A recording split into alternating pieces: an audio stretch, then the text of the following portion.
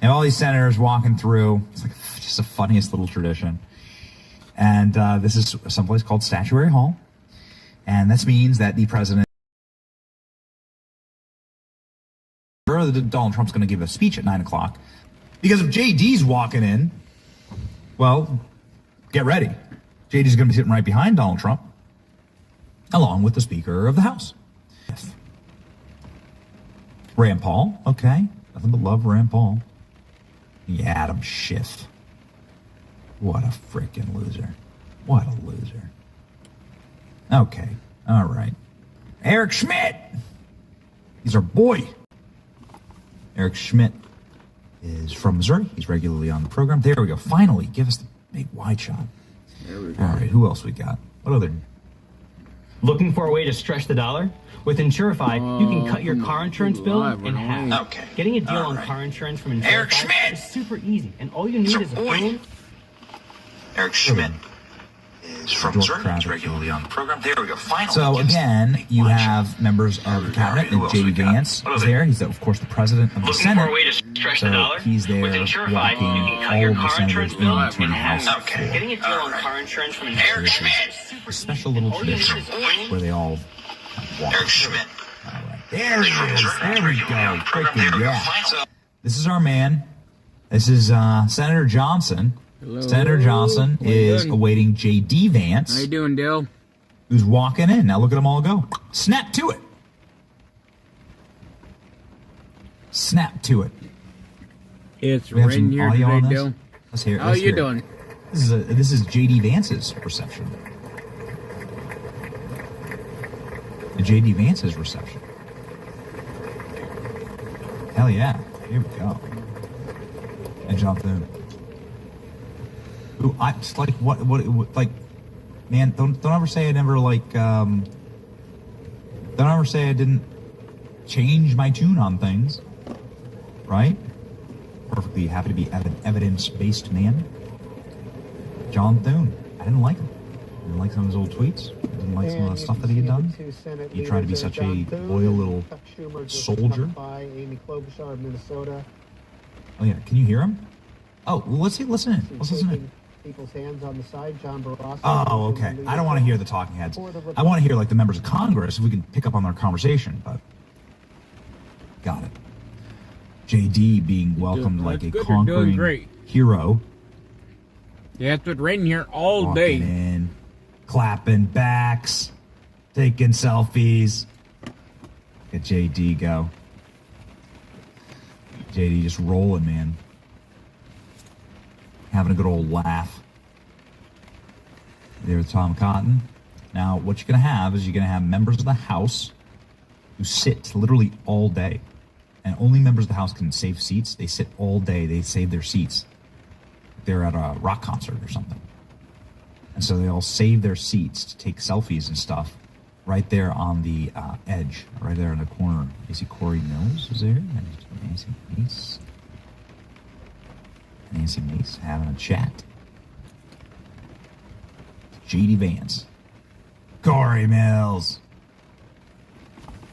There's Caveman Al Green.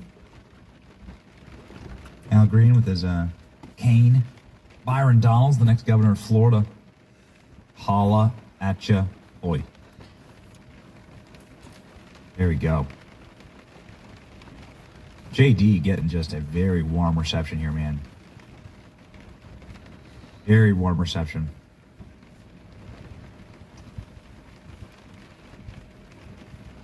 Is that Ronnie Jackson? I think that's Ronnie Jackson.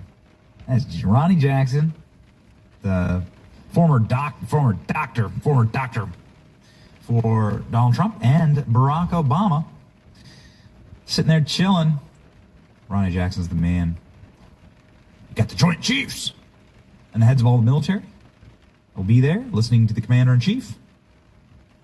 Ready to rock.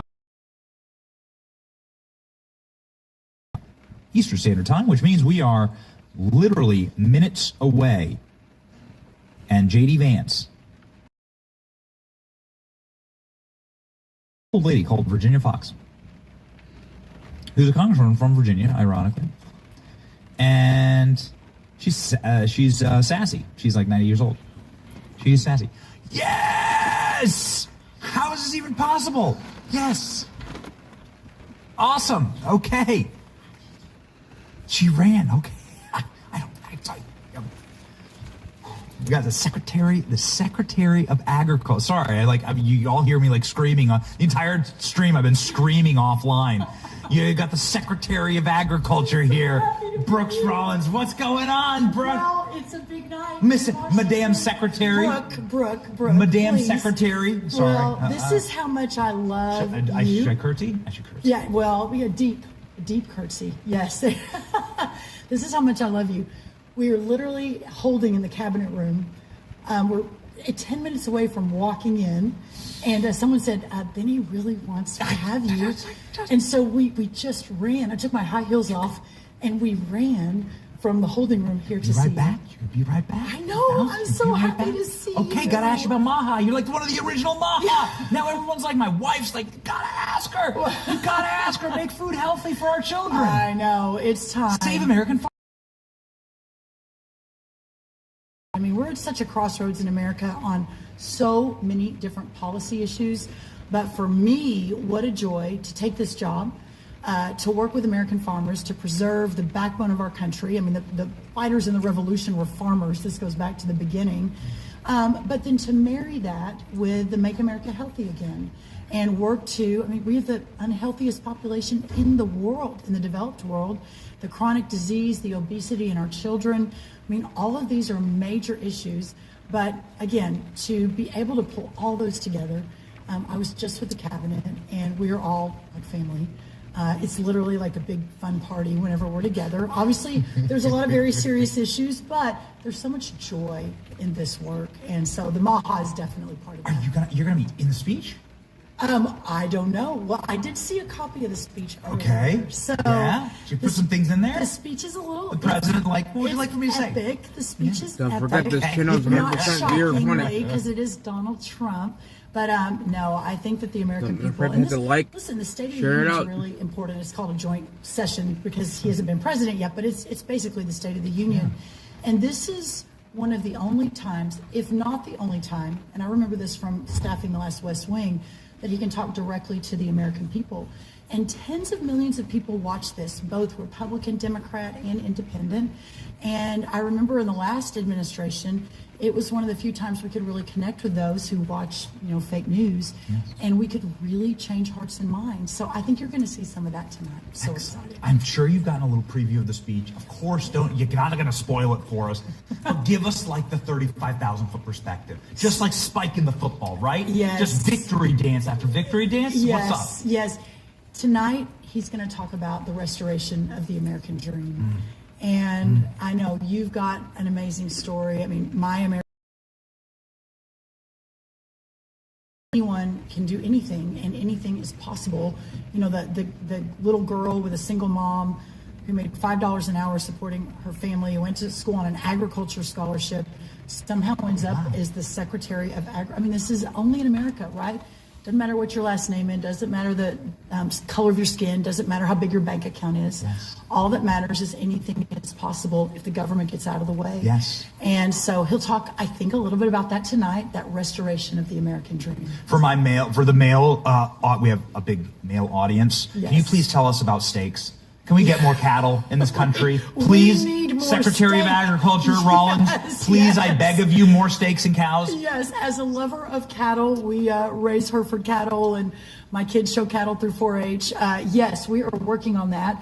And in fact, I had the national cattleman in my office today over at U.S.A, and it is sort of a beef renaissance. So for all of your boys out there that are watching, the boys, it's true. Note that you have a Secretary of Agriculture that is hyper-focused on getting more steak into the homes in America. And we're going to see, not only are we going to make America great again, not only are we going to make agriculture great again, we're going to make steaks great again. How about that? I love that. I love it. Yeah, just created here on the show. Well, Center, you're going to be on the screen here in just a second on the Well, live. that's right. So we thank you. Oh, thank you, Benny. We thank you so very much. If you have any parting message, maybe a message to the Democrats that are going to try and interrupt Trump tonight. Well, here's what I will say. The fact that the Democrats are doubling down on the woke, radical, leftist, big government ideology that is, first of all, almost destroyed our country without Donald Trump. Second of all, I'm just stunned that they're not recalibrating. I don't understand it. I mean, the American people spoke so loudly and so clearly, and we knew the America First agenda was for everyone. When we polled it, 85% take out, are you a Republican or a Democrat? Instead ask, are you for a secure border? Are you for education opportunity for your children? Are you for peace? Could be a long one, right? And 80 to 85, are you for there being two genders? Are you for not, sexualizing our kindergartners? 85 to 90% of Americans are for our agenda, and yet they keep doubling down on theirs. So listen, we're building a big tent, Benny. We are building the infrastructure for the next 100 years. We got to keep freedom and liberty front and center, and our founders' vision of a constitutional America where anything is possible, including the American dream, which I think you'll hear about a little bit more tonight. Our founders, our farming founders. Our farming the founders. Farming founders. They're the farming founders. From the Secretary of Agriculture, Brooke Rollins, who's amazing. More steak. We'll see you in the front row. We know her. She is. We know her. We love her. Oh, you're the best. And I will be on anytime. Come do your show at USDA. Done. And we'll talk about steaks. Done. Yes. Let's do it. Okay. Let's do it. Godspeed. Godspeed. Godspeed, Madame Secretary. Yes. All right. Thank you, Brooke. Benny. Goodbye, everybody. Enjoy tonight. You look beautiful, by the way. It's a cape. So We're bringing capes back. It's a cape. I don't know if you can see it. It's a cape. It's unbelievable. It's unbelievable. It's capes and steaks. Capes and steaks. You can't get better than that. Capes and steaks. Brooke Rollins, Secretary of Agriculture. So amazing. What an incredible time to be alive. What an incredible time to be alive. Y'all see Kash Patel up in the joint? You see Kash? Just on screen. That was amazing. That was awesome. Okay? Great. Members of and guests of President Trump. Members of President Trump's family arrive.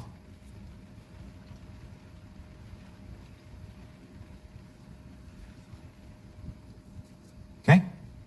Great. Oh, yep. Okay, here we go, ladies and gentlemen. We're just going to watch. Late Sheila Jackson Lee, Michelle Bachmann, they're not there tonight, but a new group has appeared to be already getting in place. This was hours ago.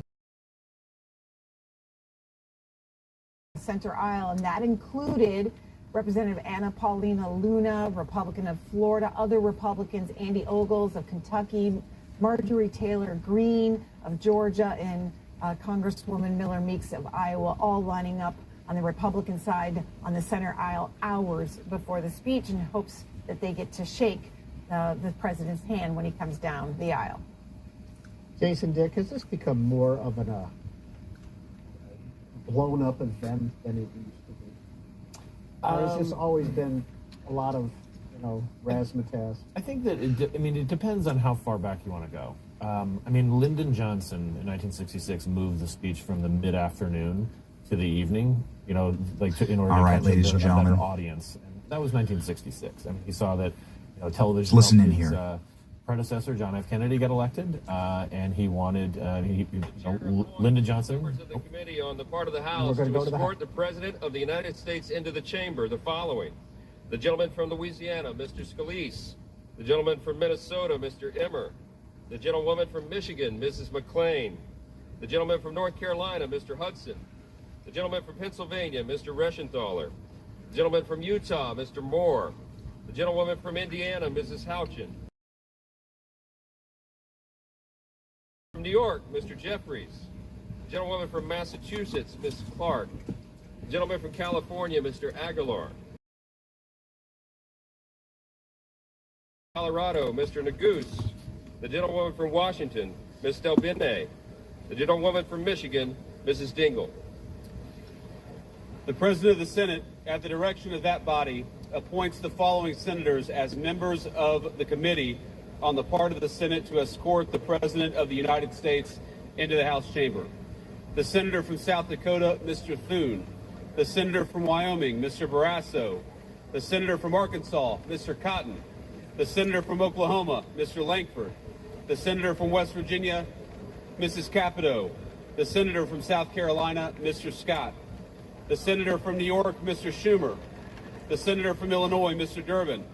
The senator from Minnesota, Ms. Klobuchar. The senator from New Jersey, Mr. Booker. The senator from Wisconsin, Ms. Baldwin. The members of the escort committee will exit the chamber through the lobby doors.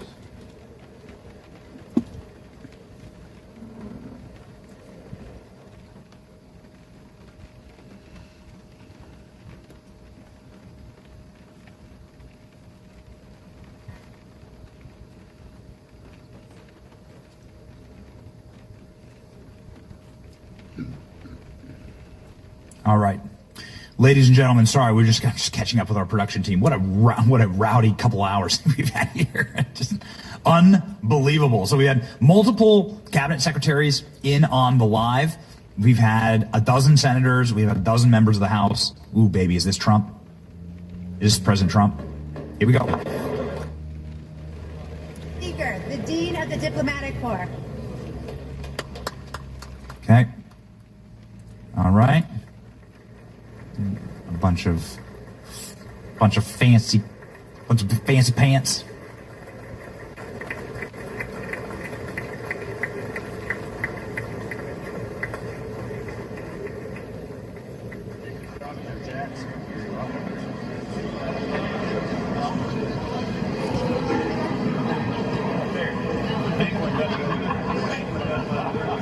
All right, so they announce people. Go. My wife loves this very soon. Trump.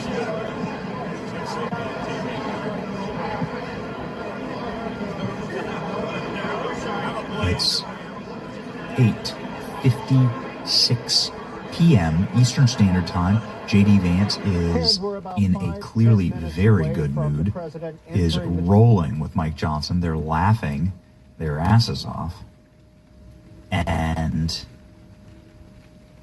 we are awaiting President Trump. We have just a few minutes left.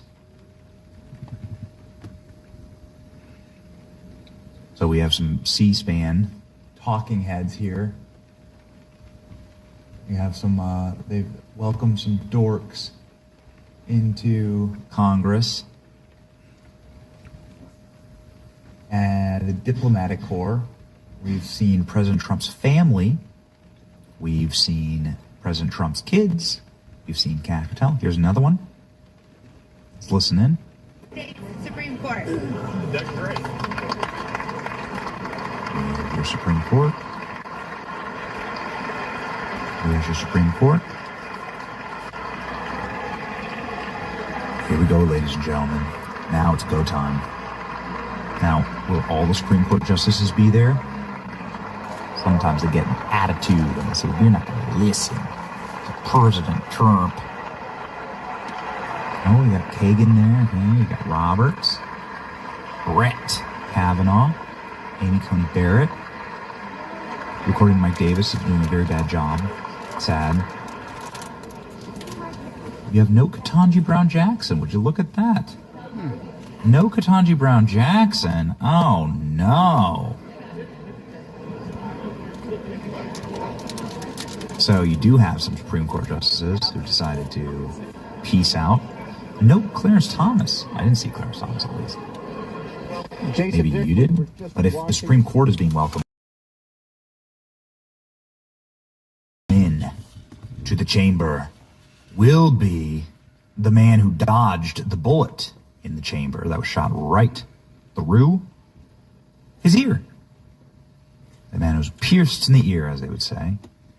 The designated survivor tonight is actually Doug Collins, the VA, Secretary of the VA, who's booked on our show, actually, very soon. So here we go, ladies and gentlemen. We got the entire crowd standing, locked in and ready to go for President Trump. J.D. Vance, Mike Johnson, the two of them going on like old pals, chilling, talking, rolling, relaxed, limber. The Supreme Court has been seated. The Joint Chiefs of Staff have been seated. Trump's family has been seated. Kash Patel's watching from the balcony. Pretty dope. Elena Kagan.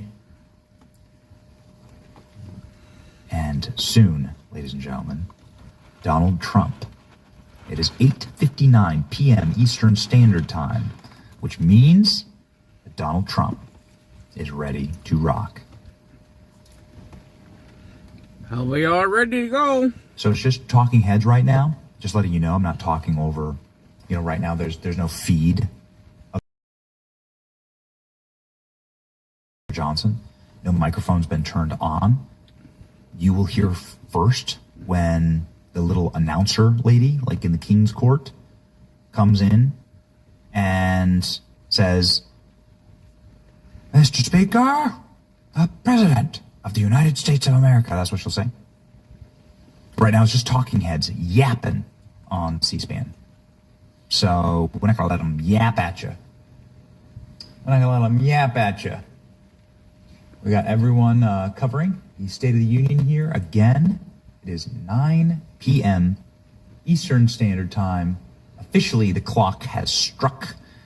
And now we await the arrival of Donald Trump. He should be the next man in the arena. Checking in with my production team here. They said that we might want to, I want to kick on over to the, okay. Yeah, all right, got it. Good. Okay, so we are ready. We're ready to rock and roll. And we're going to be very, very excited to see President Trump as he enters the chamber, 9:01 p.m. Eastern Standard Time. So this now is go time. We have had a rowdy night tonight here. It has been a lot of fun. It has been we've been at a breakneck pace, and we're energized. We're just thrilled. We're just happy to be here, man. So I'm looking through excerpts of President Trump's speech right now. I'm going to read them to you as we await the arrival of President Trump. So small portions of President Trump's speech have been released. Here we go. Donald Trump is going to start by talking about his swearing in, saying that he's accomplished more in 43 days than most administrations have accomplished in 4 years or 8 years. And we're just getting started. I return to this chamber tonight to report that America's momentum is back. President Trump's going to say. Our spirit is back. Our pride is back. Our confidence is back. And the American dream is surging bigger and better than ever before. The American dream is unstoppable. Oh, yeah. Oh, yes. As the Democrat side, Marjorie Taylor Greene there. Boys, we were rocking and ready to go. Now, for the first time in modern history, more Americans believe our country is headed in the right direction than the wrong direction. This is me reading to you excerpts from President Trump's imminent speech in this chamber. A 27-point swing since Election Day alone, right direction versus wrong direction. Likewise, a small business optimism has saw its largest one-month gain ever recorded.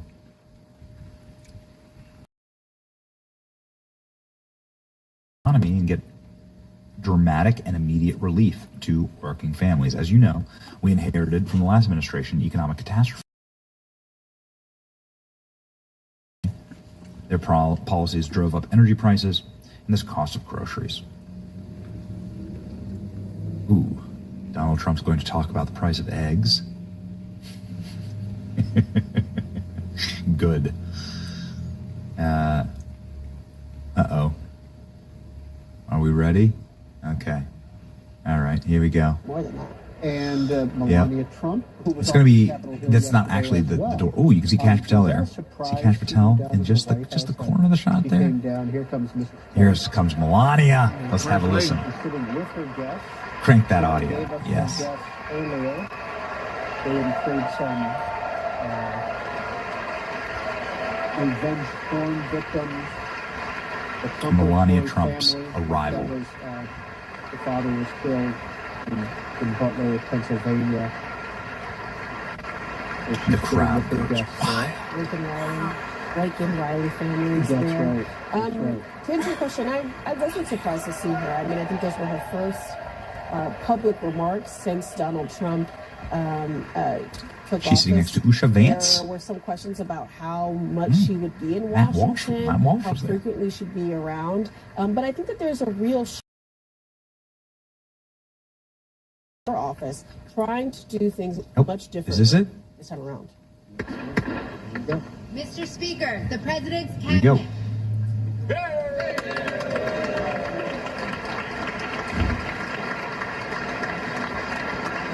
Here we freaking go. Here is the cabinet rolling through. It's going to be awesome. Marco Rubio leading the cabinet. I'm sitting in the front row. Secretary of the Treasury, Bassett. And now the cabinet is Pete coming Hegseth. in. Secretary of State Rubio, Secretary of the Treasury Bassett. Democrats not standing. As well. Not saying hello. Attorney General Adam Schiff staring straight on. There's Secretary Rollins. She was just here like 2 minutes ago. How'd she move so fast? Good for them. How'd she go so fast? RFK Jr., of course, HHS. There's Scott Turner. RFK. HUD. There's Burchett. There's Seth. Dadgum. This is all Burch is saying. Burch is saying, dadgum, dadgum, dadgum, dadgum. Transportation. There's Senator Adam Schiff. Dadgum. With, Pete Hegseth with Adam Schiff right behind him. It's beautiful. Yep. The new senator from Delaware, Lisa Blunt Rochester. No. No. The answer's no. We had Carol from Illinois. Carol Mosley Braun. We have Angela also Brooks. All right. Carol Harris, of course, and then Lisa Blunt Rochester. Yeah. Interchangeably through. And there's Christy Nome, who is talking there with the congressman from New Jersey, Jeff. Tim Burchett from Tennessee. There we go.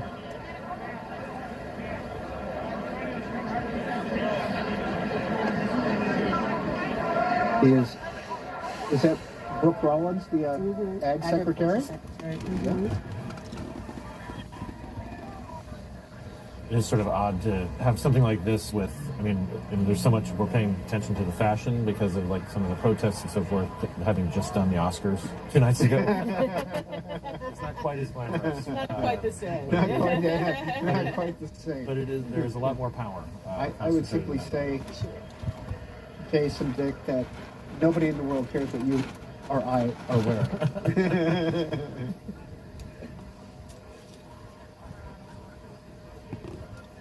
Last year, Joe Biden took at least a half hour to get out of the chamber. It was a moment for him politically that boosted him. Yeah. That got rid of some of the rumors of mental decline, etc.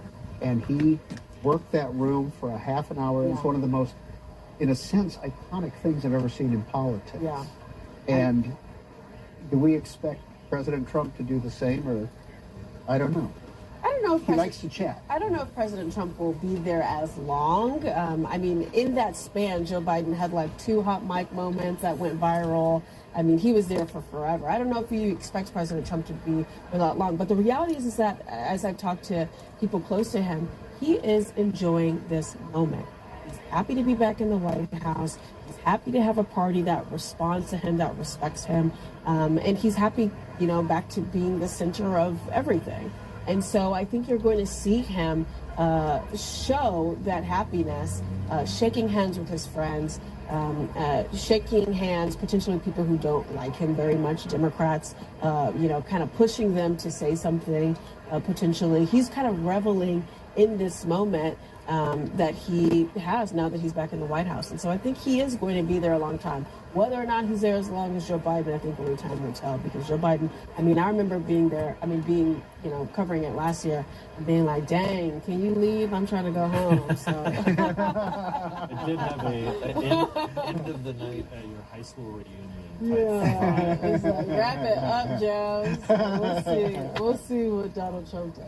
Yeah, I would guess too that like some of that is there's a little bit of wistfulness, like that Biden was running for re-election, but who knows what kind of doubts he may have had about his own his own path. That this is like a big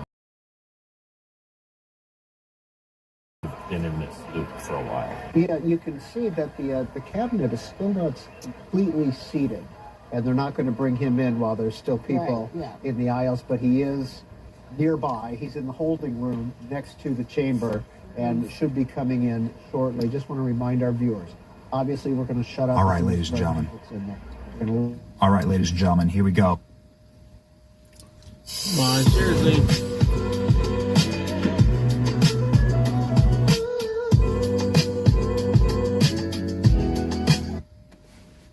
Here we go. Katie Britt was great. Here we go. We now await, I'm telling you, I promise you, I've covered a million of these. This is Trump next. The time is 9:10 Eastern Standard Time. President Trump. Walking in soon. We're ready to freaking rock. Let's go. Okay. I'm watching with you. We don't want the stupid talking heads. But look at every single channel has just talking heads. And they're going to say whatever woke garbage they're going to say. We're going to lock in right here on the freshest, cleanest feed. And the reason why we're using a C-SPAN feed is because they have proprietary access to the cameras inside news outlet that's allowed to have cameras inside of the chamber. So they're crisp and they're fresh, and the audio is going to be so good. And ladies and gentlemen, we are going to rock with it. Donald Trump next. The next thing you're going to see is a shot of the door. You're going to see them call out President Trump's name. Donald Trump's going to come rolling in, and we have excerpts from President Trump's speech right in front of us right now. I don't want to get out of the president, obviously, but they've released this to the press. And so, let's freaking go. Donald Trump's going to be talking a lot about the economy, a lot about the border. He's going to talk a lot about Ukraine. He's going to talk about wars, and he's going to talk about bringing peace to the world.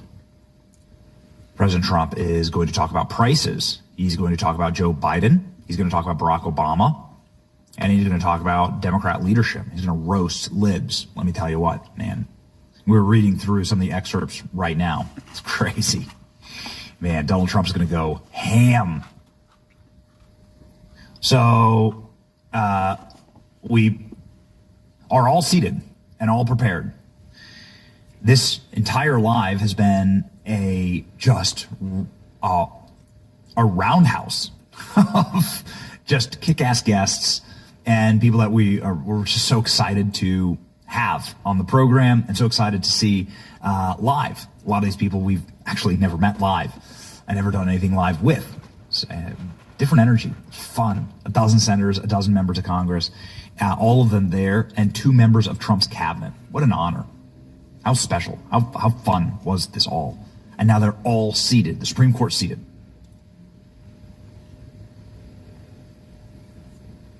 The vice president is seated, standing. And it's, again, ladies and gentlemen,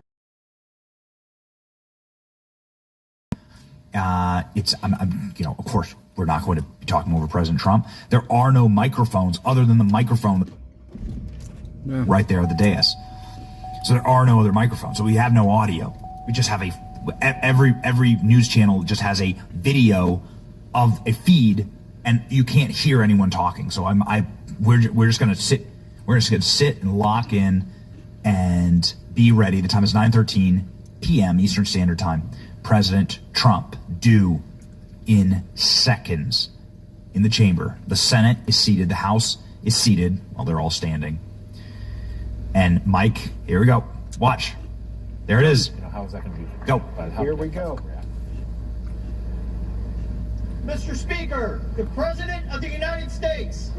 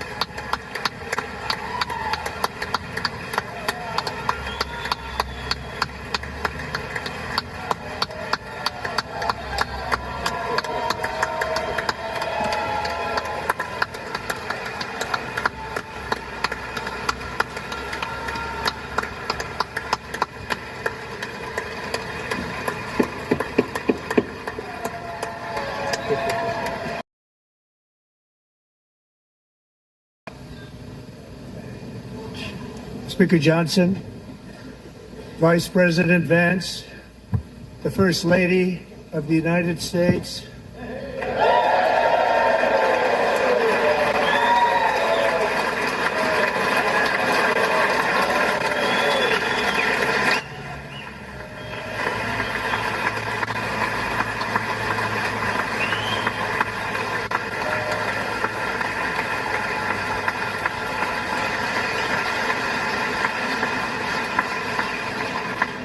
members of the United States Congress, thank you very much. And to my fellow citizens, America is back.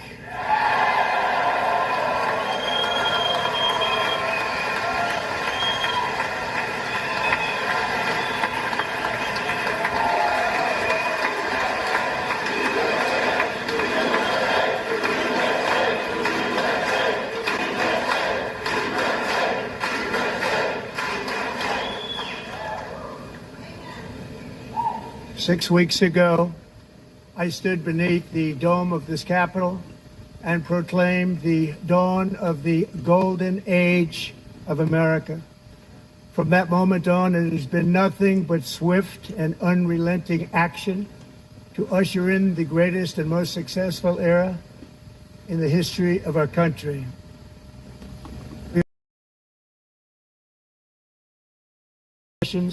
Accomplished in 4 years or 8 years, and we are just getting started.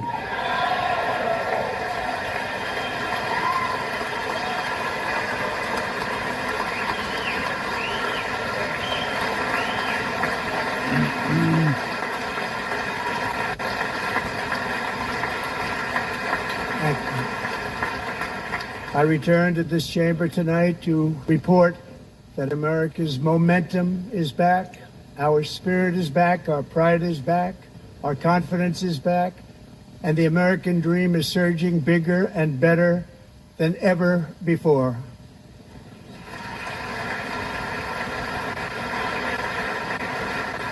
The American dream is unstoppable, and our country is on the verge of a comeback, the likes of which the world has never witnessed and perhaps will never witness again. It's never been anything like it. The presidential election of November 5th was a mandate like has not been seen in many decades. We won all 7 swing states, giving us an electoral college victory of 312 votes.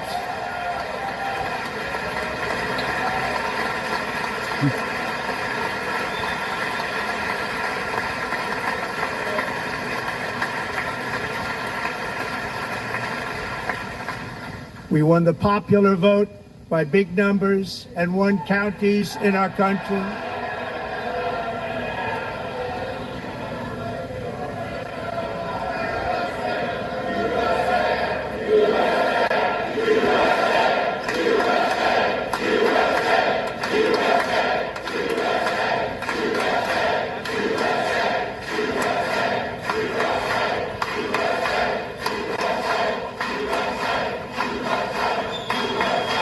And won counties in our country, 2,700 to 525, on a map that reads almost completely red for Republican.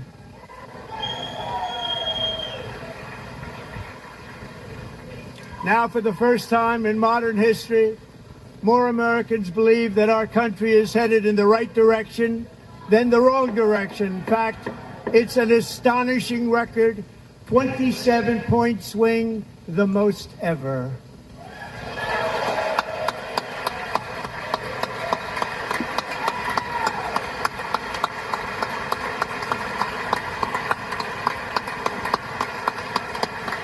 Likewise, small business optimism saw its single largest one-month gain ever recorded, a 41-point jump.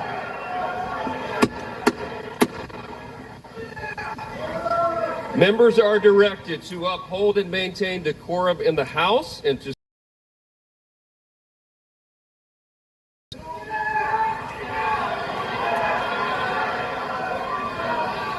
Members are engaging in willful and continuing breach of decorum, and the chair is prepared to direct the Sergeant at Arms to restore order to the joint session.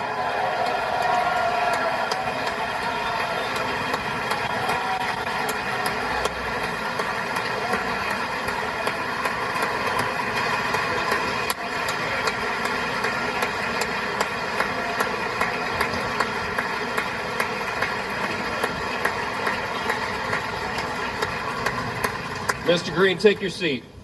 Take your seat, sir. Take your seat. Finding that members continue to engage in willful and concerted disruption of proper decorum, the chair now directs the Sergeant at Arms to restore order. Remove this gentleman from the chamber.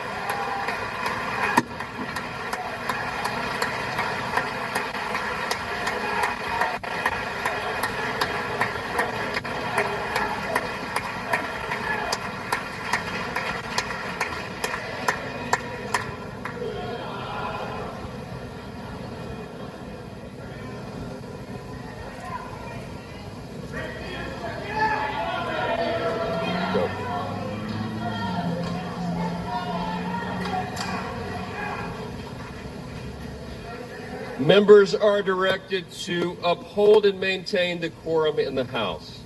Mr. President, you continue. Thank you.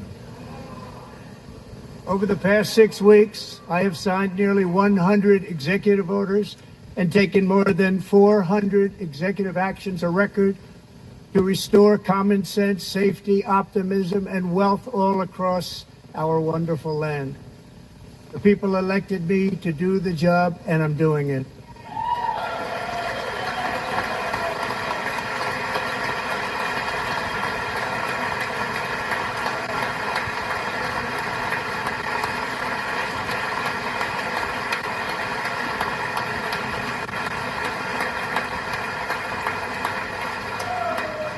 In fact, it has been stated by many that the first month of our presidency, it's our presidency, is the most successful in the history of our nation.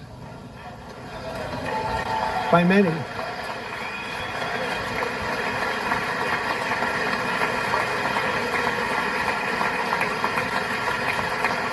And what makes it even more impressive is that, do you know who number 2 is? George Washington. How about that? But we'll take it. Within hours of taking the oath of office, I declared a national emergency on our southern border, and I deployed the U.S. military and Border Patrol to repel the invasion of our country. And what a job they've done. As a result, illegal border crossings last month were by far the lowest ever recorded, ever.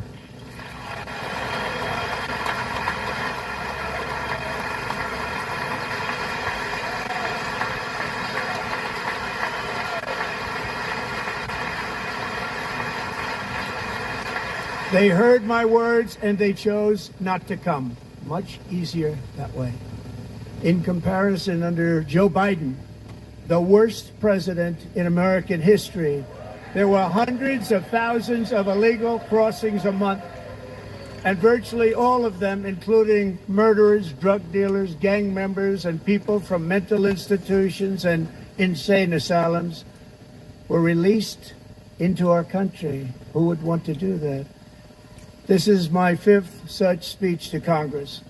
And once again, I look at the Democrats in front of me, and I realize there is absolutely nothing I can say to make them happy or to make them stand or smile or applaud. Nothing I can do. I could find a cure to the most devastating disease, a disease that would wipe out entire nations, or announce the answers to the greatest economy in history, or the stoppage of crime to the lowest levels ever recorded. And these people sitting right here will not clap, will not stand, and certainly will not cheer for these astronomical achievements. They won't do it, no matter what. Five times I've been up here. This way.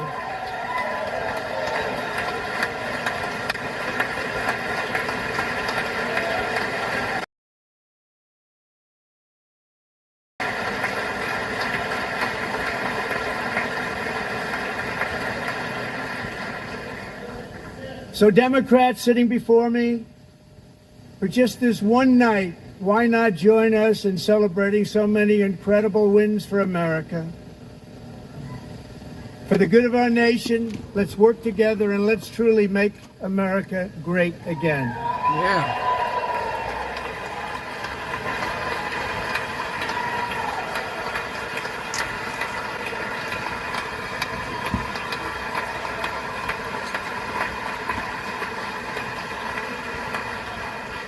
Every day my administration is fighting to deliver the change America needs to bring a future that America deserves, and we're doing it.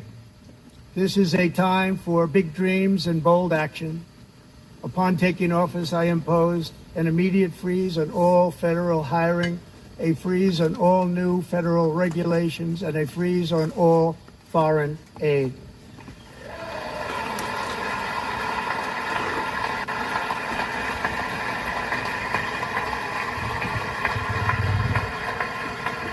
I terminated the ridiculous Green New Scam. I withdrew from the unfair Paris Climate Accord, which was costing us trillions of dollars that other countries were not paying. World Health Organization.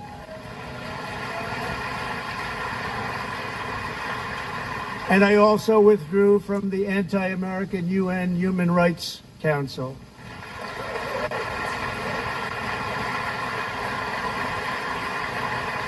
We ended all of Biden's environmental restrictions that were making our country far less safe and totally unaffordable. And importantly, we ended the last administration's insane electric vehicle mandate, saving our auto workers and companies from economic destruction.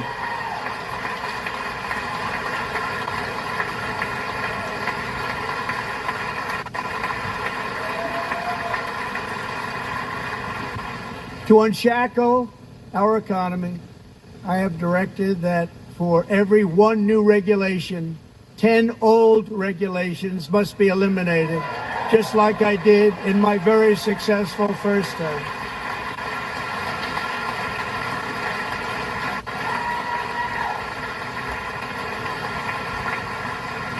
And in that first term, we set records on ending unnecessary rules and regulations like no other president had done before.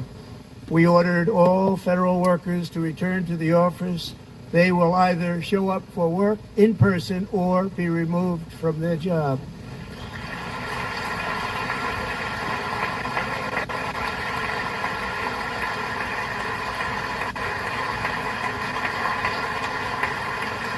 And we have ended weaponized government where, as an example, a sitting president is allowed to viciously prosecute his political opponent, like me. How did that work out? Not too good. Not too good.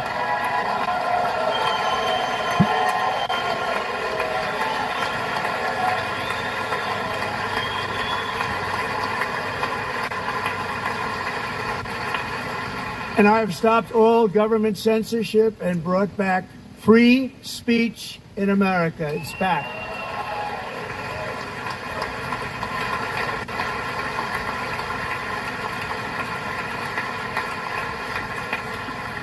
And 2 days ago, I signed an order making English the official language of the United States of America.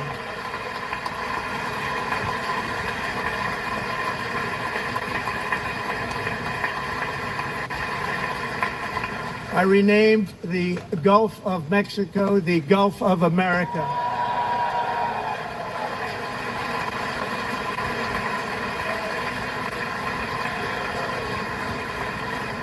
And likewise, I renamed, for a great president, William McKinley, Mount McKinley again.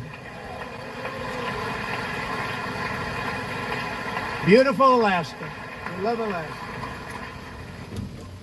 We've ended the tyranny of so-called diversity, equity, and inclusion policies all across the entire federal government and indeed the private sector and our military.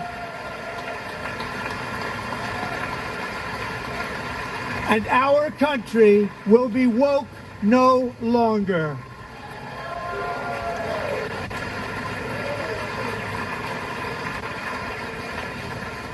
We believe that whether you are a doctor, an accountant, a lawyer, or an air traffic controller, you should be hired and promoted based on skill and competence, not race or gender. Very important.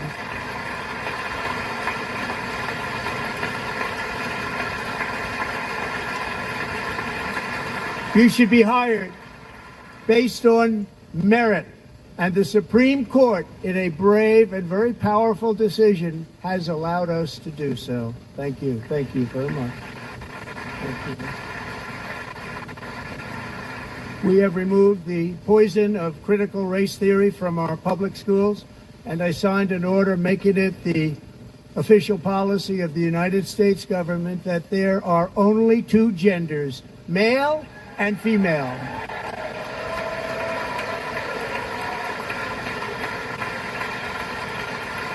That's right, according to.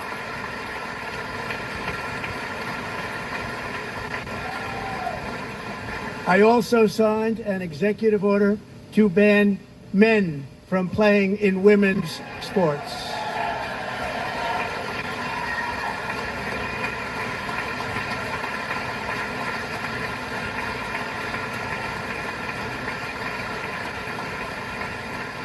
Three years ago, Peyton McNabb was an all-star high school athlete, one of the best, preparing for a future in college sports. But when her girls' volleyball match was invaded by a male, he smashed the ball so hard in Peyton's face, causing traumatic brain injury, partially paralyzing her right side and ending her athletic career. It was a shot like she's never seen before. She's never seen anything like it. Peyton is here tonight in the gallery, and Peyton, from now on, schools will kick the men off the girls' team, or they will lose all federal funding.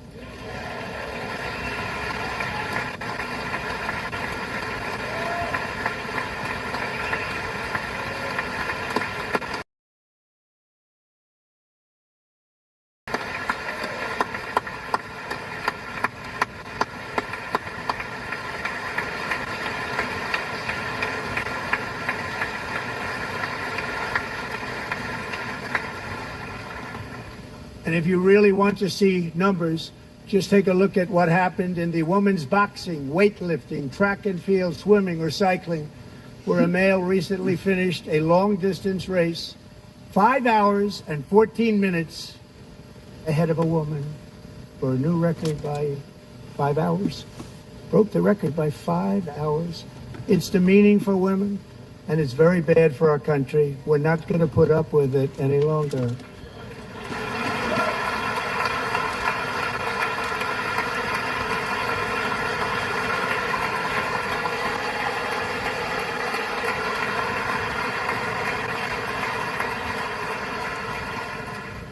What I've just described is only a small fraction of the common sense revolution that is now, because of us, sweeping the entire world. Common sense has become a common theme, and we will never go back. Never. Never going to let that happen. Among my very highest priorities is to rescue our economy and get dramatic and immediate relief to working families. As you know, we inherited from the last administration an economic catastrophe and an inflation nightmare. Their policies drove up energy prices, pushed up grocery costs, and drove the necessities of life out of reach for millions and millions of Americans. They've never had anything like it. We suffered the worst inflation in 48 years, but perhaps even in the history of our country. They're not sure. As president, I'm fighting every day to reverse this damage and make America affordable again.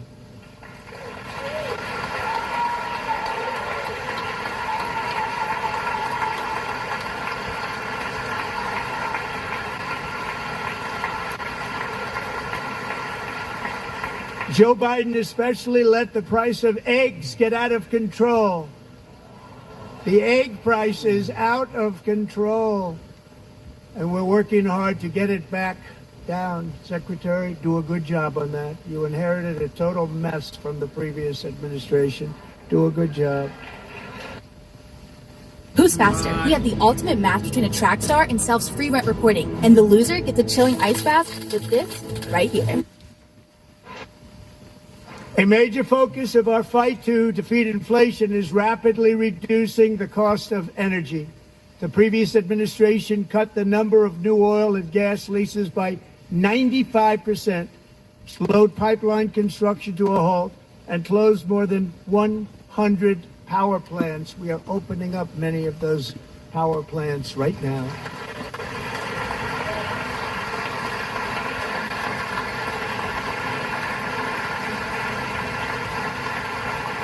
And frankly, we have never seen anything like it. That's why on my first day in office, I declared a national energy emergency.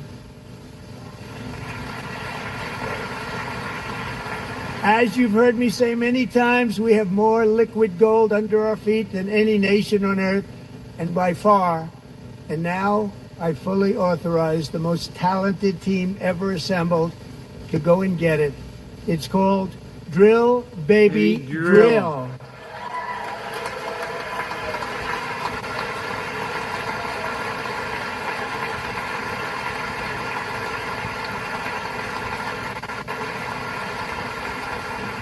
My administration is also working on a gigantic natural gas pipeline in Alaska, among the largest in the world, where Japan, South Korea, and other nations want to be our partner with investments of trillions of dollars each. There's never been anything like that one. It will be truly spectacular. It's all set to go. The permitting is gotten. And later this week, I will also take historic action to dramatically expand production of critical minerals and rare earths here in the U.S.A.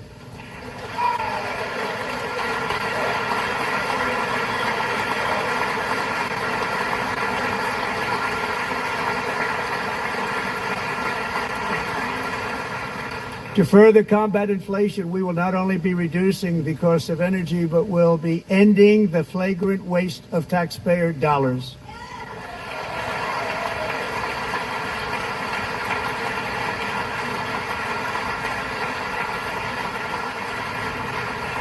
And to that end, I have created the brand new Department of Government Efficiency, DOGE.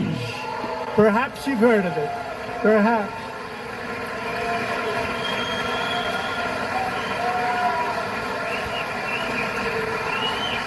Which is headed by Elon Musk, who is in the gallery tonight.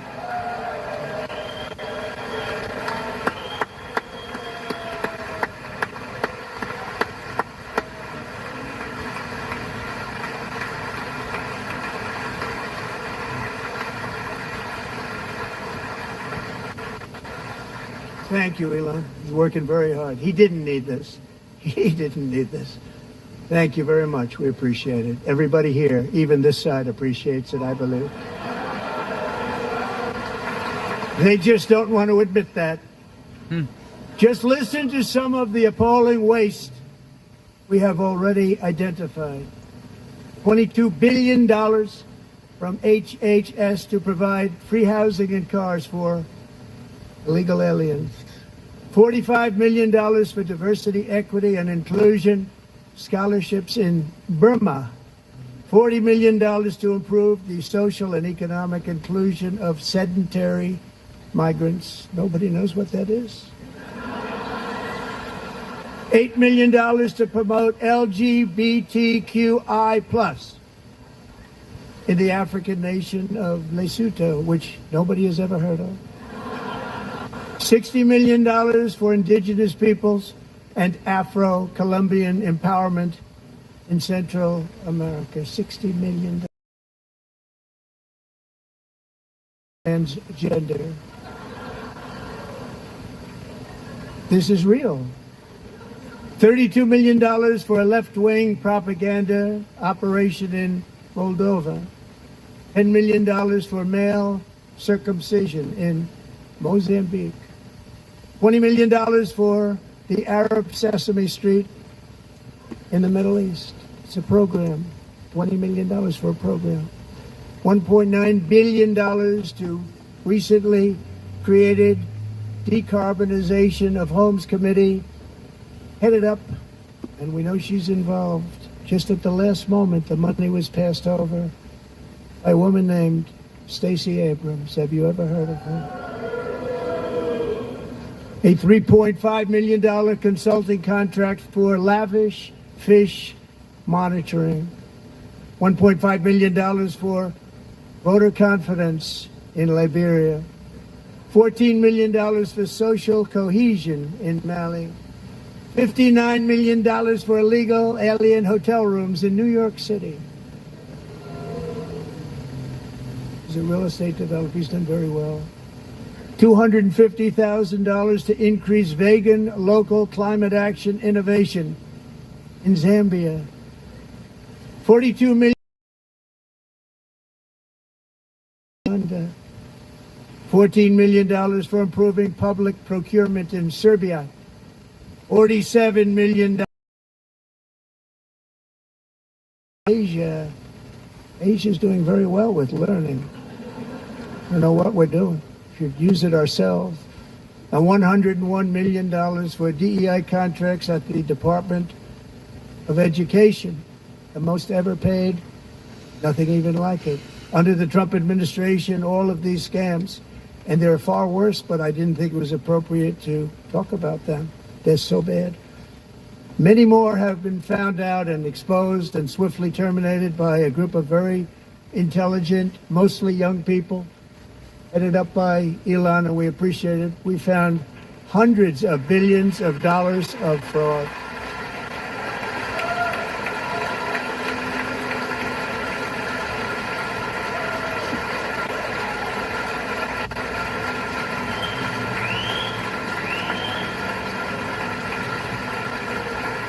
And we've taken back the money and reduced our debt to fight inflation and other things. Taken back a lot of that money. We got it just in time. This is just the beginning. The Government Accountability Office, a federal government office, has estimated annual fraud of over $500 billion in our nation. And we are working very hard to stop it. We're going to. We're also identifying shocking levels of incompetence and probable fraud in the Social Security program for our seniors, and that our seniors. Government databases list 4.7 million Social Security members from people aged 100 to 109 years old. It lists 3.6 million people from ages 110 to 119. I don't know any of them. I know some people that are rather elderly, but not quite that elderly.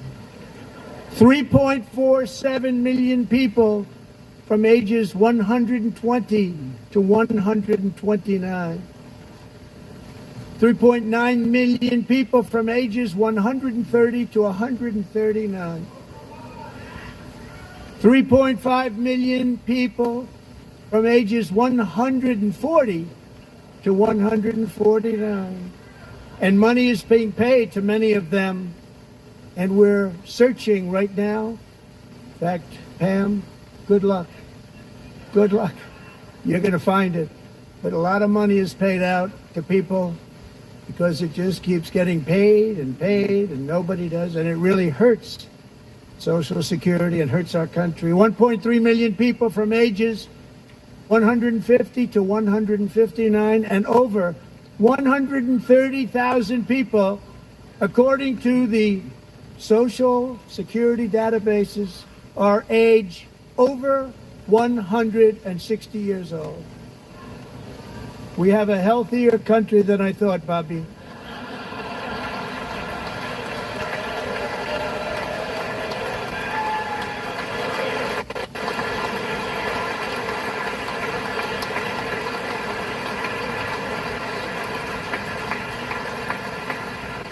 Including to finish, 1,039 people between the ages of 220 and 229, one person between the age of 240 and 249, and one person is listed at 360 years of age. More than 100 years older than our country. But we're going to find out where that money's going, and it's not going to be pretty. By slashing all of the fraud, waste, and theft we can find, we will defeat inflation, bring down mortgage rates, lower car payments and grocery prices, protect our seniors, and put more money in the pockets of American families.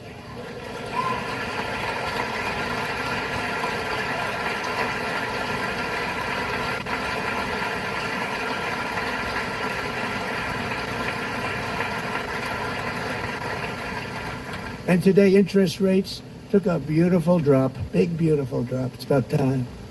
And in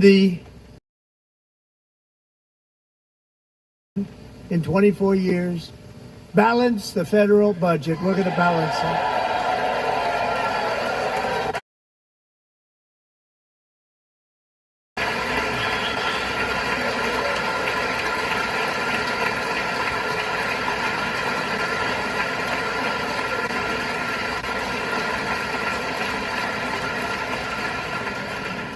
With that goal in mind, we have developed in great detail what we are calling the Gold Card, which goes on sale very, very soon.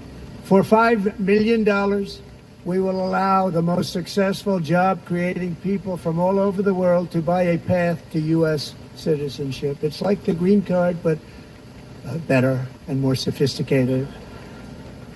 And these people will have to pay tax in our country. They won't have to pay tax from where they came. The money that they've made, you wouldn't want to do that, but they have to pay tax, create jobs. They'll also be taking people out of colleges and paying for them so that we can keep them in our country instead of having them being forced out.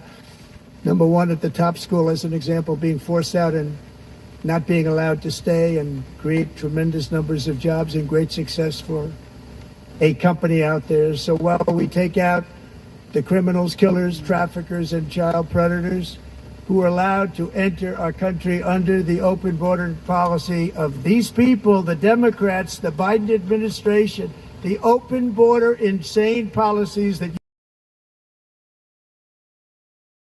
we will now bring in brilliant, hardworking, job-creating people. They're going to pay a lot of money, and we're going to reduce our debt with that money.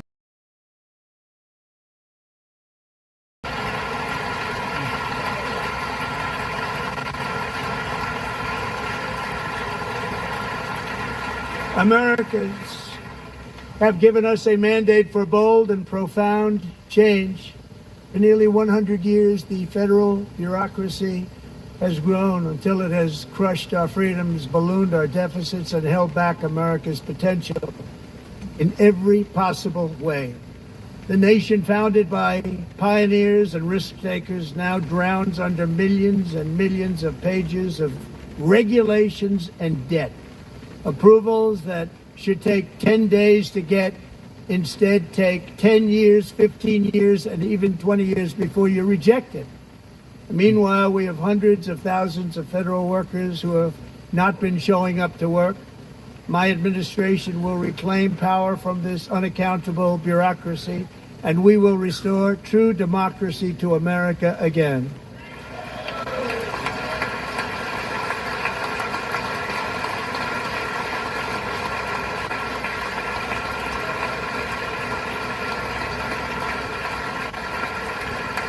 And any federal bureaucrat who resists this change will be removed from office immediately. Because we are draining the swamp. It's very simple. And the days of rule by unelected bureaucrats are over.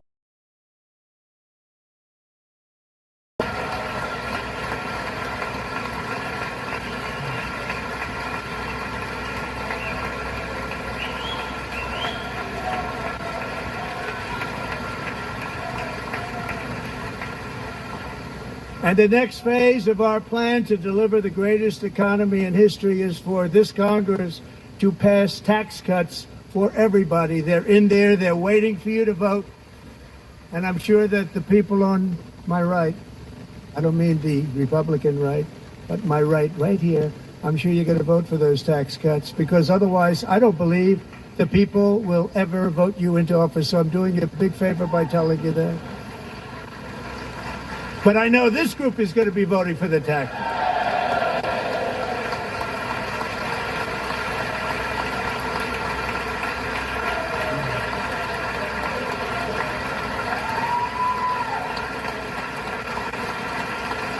Thank you. It's a very, very big part of our plan. We had tremendous success in our first term with it. A very big part of our plan. We're seeking permanent income tax cuts all across the board. And to get urgently needed relief to Americans hit especially hard by inflation, I'm calling for no tax on tips, no tax on benefits for our great seniors.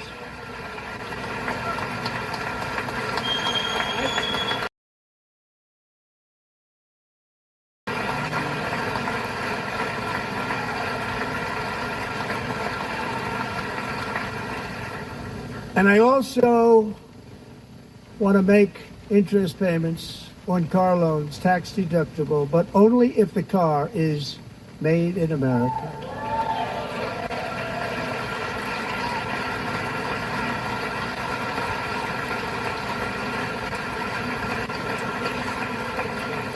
And by the way, we're going to have growth in the auto industry like nobody's ever seen. Plants are opening up all over the place. Deals are being made. Never seen. That's a combination of the election win and tariffs. It's a beautiful word, isn't it? That, along with our other policies, will allow our auto industry to absolutely boom. It's going to boom. Spoke to the majors today, all three, the top people, and they're so excited. In fact, already numerous car companies have announced that they will be building massive automobile plants in America, with Honda just announcing a new plant in Indiana, one of the largest anywhere in the world.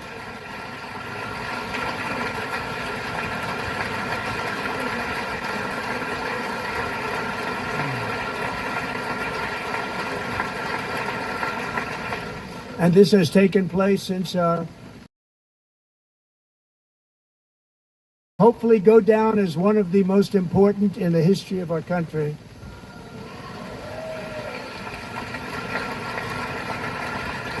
In addition, as part of our tax cuts, we want to cut taxes on domestic production and all manufacturing.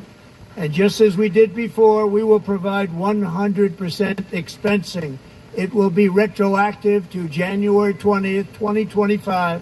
And it was one of the main reasons why our tax cuts were so successful in our first term, giving us the most successful economy in the history of our country, first term. We had a great first term.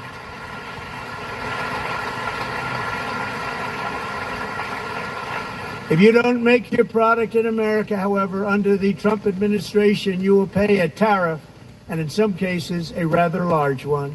Other countries have used tariffs against us for decades, and now it's our turn to start using them against those other countries. On average, the European Union, China, Brazil, India, Mexico, and Canada, have you heard of them? And countless other nations charge us tremendously higher tariffs than we charge them. It's very unfair. India charges us auto tariffs higher than 100%.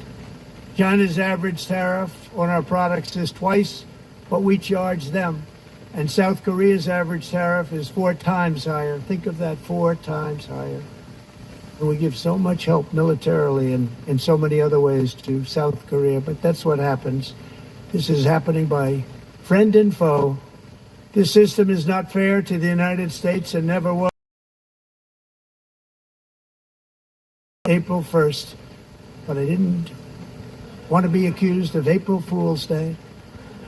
That's not, just one day cost us a lot of money. But we're going to do it in April. I'm a very superstitious person. April 2nd, reciprocal tariffs kick in.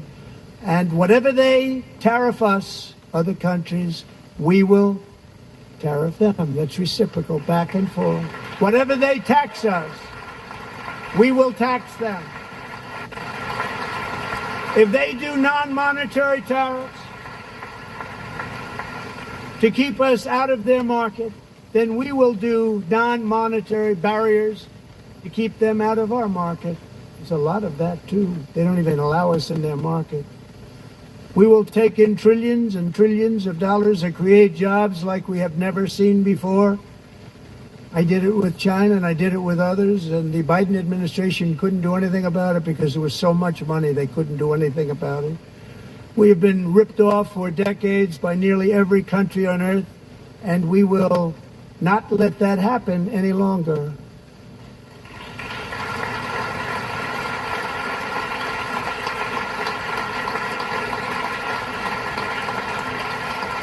Much has been said over the last 3 months about Mexico and Canada, but we have very large deficits with both of them. But even more importantly, they've allowed fentanyl to come into our country at levels never seen before, killing hundreds of thousands of our citizens and many very young, beautiful people, destroying families. Nobody's ever seen anything like it. They are, in effect, receiving subsidies of hundreds of billions of dollars. We pay subsidies to Canada and to Mexico of hundreds of billions of dollars, and the United States will not be doing that any longer. We're not going to do it any longer. Good.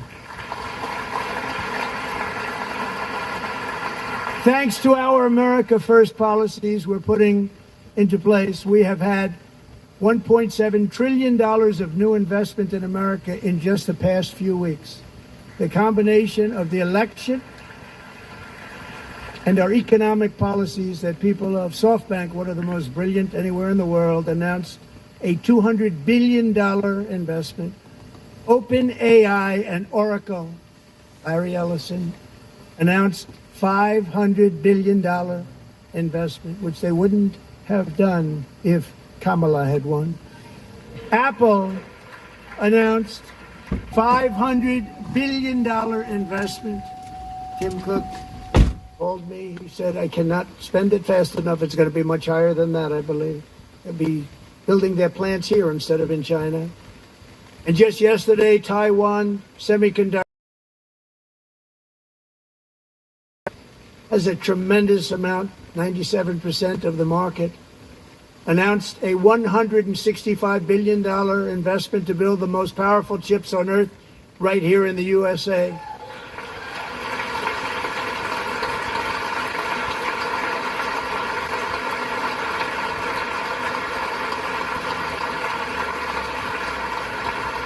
And we're not giving them any money. Your CHIPS Act is a horrible, horrible thing. We give hundreds of billions of dollars, and it doesn't mean a thing. They take our money and they don't spend it.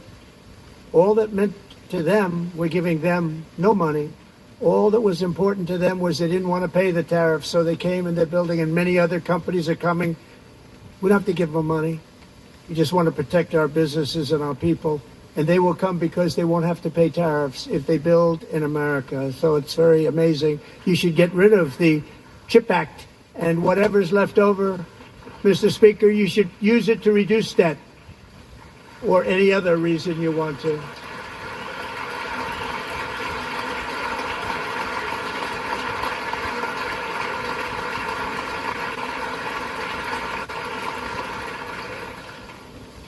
Our new trade policy will also be great for the American farmer. I love the farmer, who will now be selling into our home market, the U.S.A., because nobody is going to be able to come. Goods that come in from other countries and companies, they're really in a bad. I know my subscribers are struggling with credit card debt. When I was relying heavily on credit to dig myself out of a financial hole, it was difficult to manage all of my credit cards at once. If that sounds like you, consolidating debt with a personal loan could be the solution. With lower APRs than those credit cards usually have, and just one monthly payment, a personal loan makes it easier to stay on top of your finances. And I want to give a big shout out to Credit Karma for sponsoring this video. On Credit Karma, comparing loan options is free and won't affect your credit, which is so cool. They show you personalized loan offers based on your credit profile and help you see how big of a loan you could get approved for. So check out Credit Karma and take control of your debt today.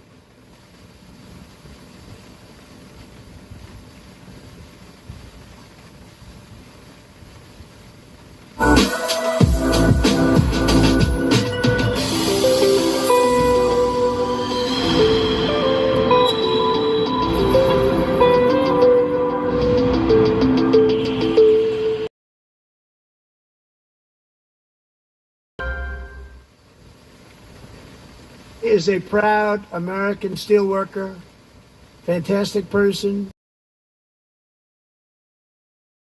Jeff Denard has been working at the same steel plant for 27 years in a job that has allowed him to serve as the captain of his local volunteer fire department, raise 7 children with his beautiful wife, Nicole, and over the years provide a loving home for more than 40 foster children.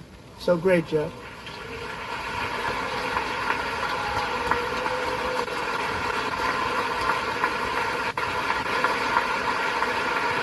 Thank you, Jeff. Thank you, Jeff.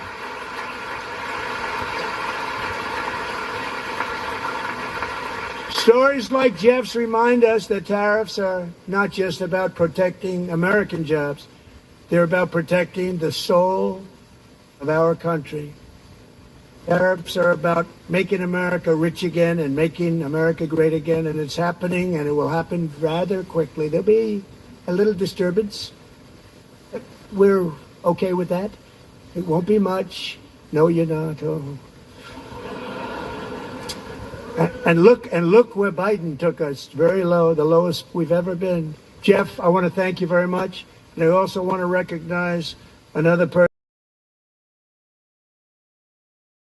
Community. She worked so hard on it. A very loving person, our magnificent First Lady of the United States.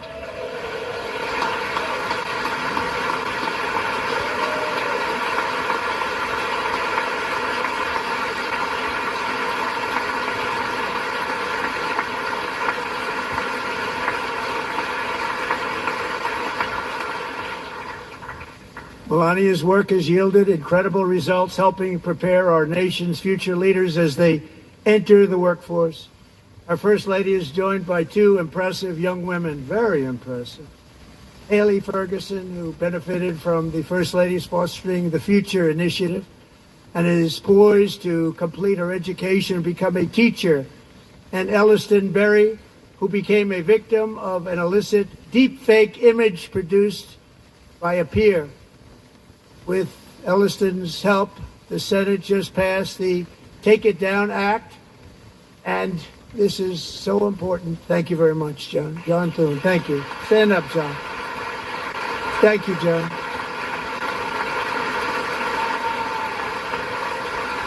Thank you all very much.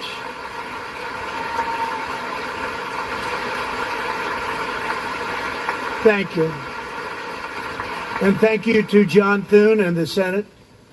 Great job. To criminalize the publication of such images online is terrible, terrible thing. And once it passes the House, I look forward to signing that bill into law. Thank you. And I'm going to use that bill for myself, too, if you don't mind. Because nobody gets treated worse than I do online. Nobody. That's great. Thank you. But if we truly care about protecting Americans' children, no step is more crucial than securing America's borders. Over the United States, many of them were murderers, human traffickers, gang members, and other criminals from the streets of dangerous cities all throughout the world. Because of Joe Biden's insane and very dangerous open border policies, they are now strongly embedded in our country, but we are getting them out and getting them out fast.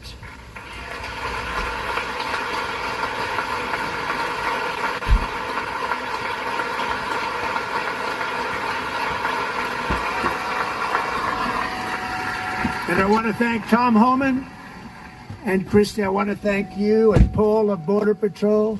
I want to thank you. What a job they've all done. Everybody, Border Patrol, ICE, the law enforcement in general is incredible. We have to take care of our law enforcement.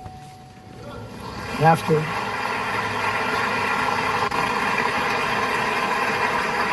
Last year,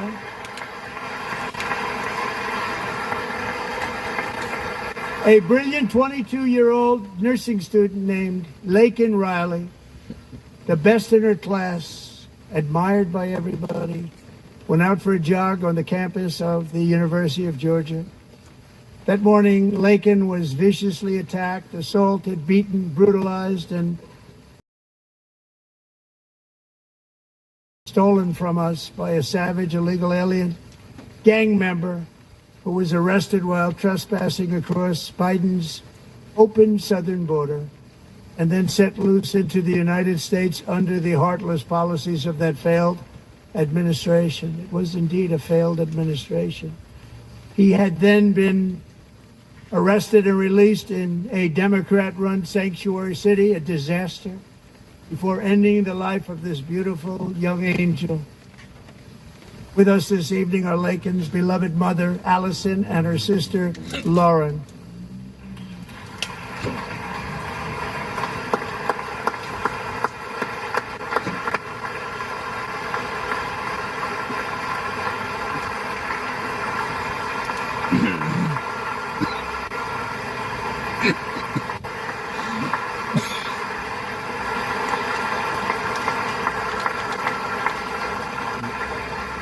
Last year, I told Laken's grieving parents that we would ensure their daughter would not have died in vain. That's why the very first bill I signed into law as your 47th president mandates the detention of all dangerous criminal aliens who threaten public safety. It's a very strong, powerful act.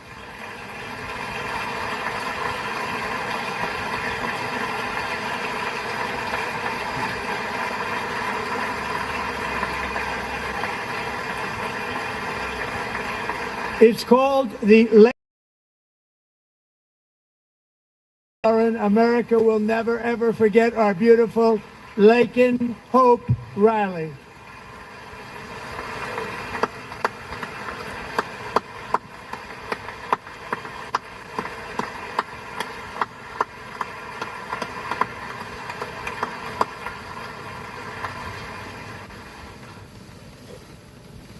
Thank you very much. Since taking office, my administration has launched the most sweeping border and immigration crackdown in American history, and we quickly achieved the lowest numbers of illegal border crossers ever recorded. Thank you.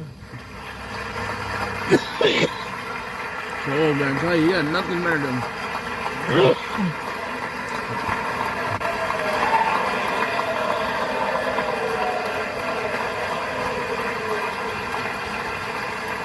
The media and our friends in the Democrat Party kept saying we needed new legislation. We must have legislation to come on, Charles. But it turned out that all we really needed was a new president.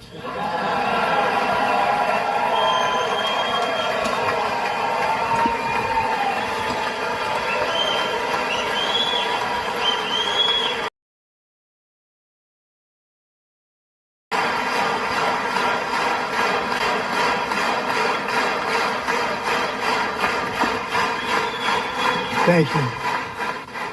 Joe Biden didn't just open our borders, he flew illegal aliens over them to overwhelm our schools, hospitals, and communities throughout the country.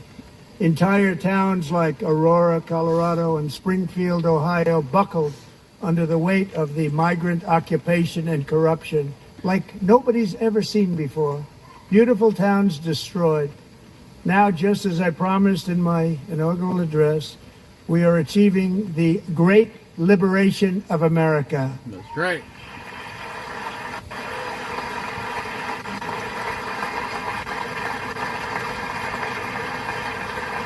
But there still is much work to be done. Here tonight is a woman I have gotten to know Alexis Nungari from Houston. Wonderful woman. Last June, Alexis's 12-year-old daughter, her precious Jocelyn, walked to a nearby convenience store. She was kidnapped, tied up, assaulted for 2 hours under a bridge, and horrifically murdered. Arrested and charged with this heinous crime are 2 illegal alien monsters from Venezuela, released into America by the last administration through their ridiculous open border. The agony of her mother and family touched our entire nation greatly. Alexis, I promised that we would always remember your daughter, your magnificent daughter, and earlier tonight I signed an order keeping my word to you. One thing I have learned about Jocelyn is that she loved animals so much. She loved nature. Across Galveston Bay, from where Jocelyn lived in Houston, you will find a magnificent national wildlife refuge, a pristine, peaceful, 34,000-acre sanctuary for all of God's creatures on the edge of the Gulf of America. Alexis, moments ago, I formally renamed that refuge in loving memory of your beautiful daughter, Jocelyn. So, Mr. Vice President, if you would, may I have the order?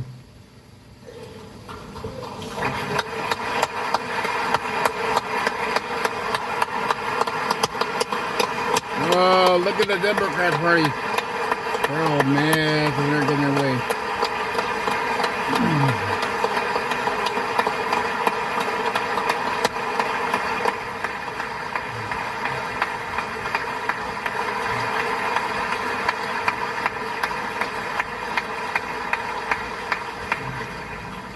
Thank you very much.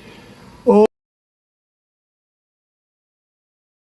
Jocelyn and Lakin's murders were members of the Venezuelan prison gang, the toughest gang, they say, in the world, known as Tren de Aragua. 2 weeks ago, I officially designated this gang, along with MS-13 and the bloodthirsty Mexican drug cartels, as foreign terrorist organizations.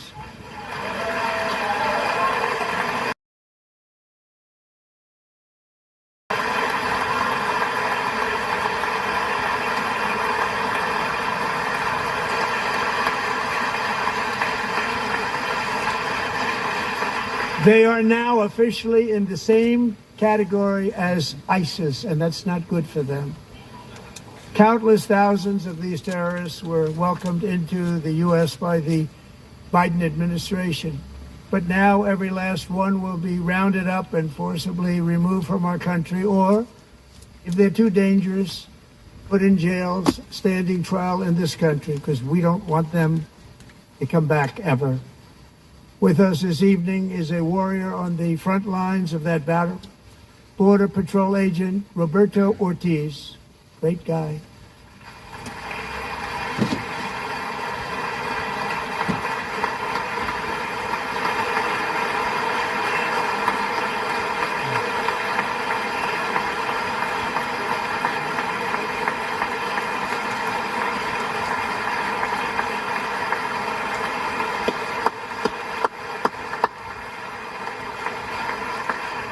In January, Roberto and another agent were patrolling by the Rio Grande near an area known as Cartel Island. Doesn't sound too nice to me.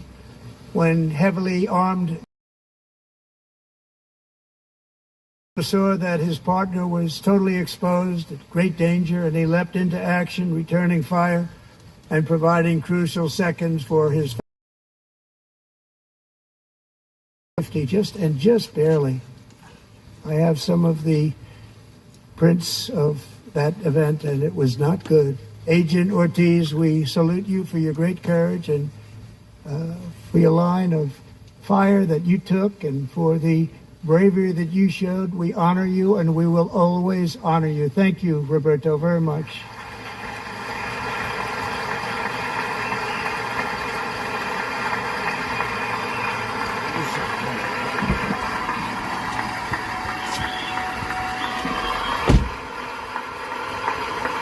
Thank you, Roberto.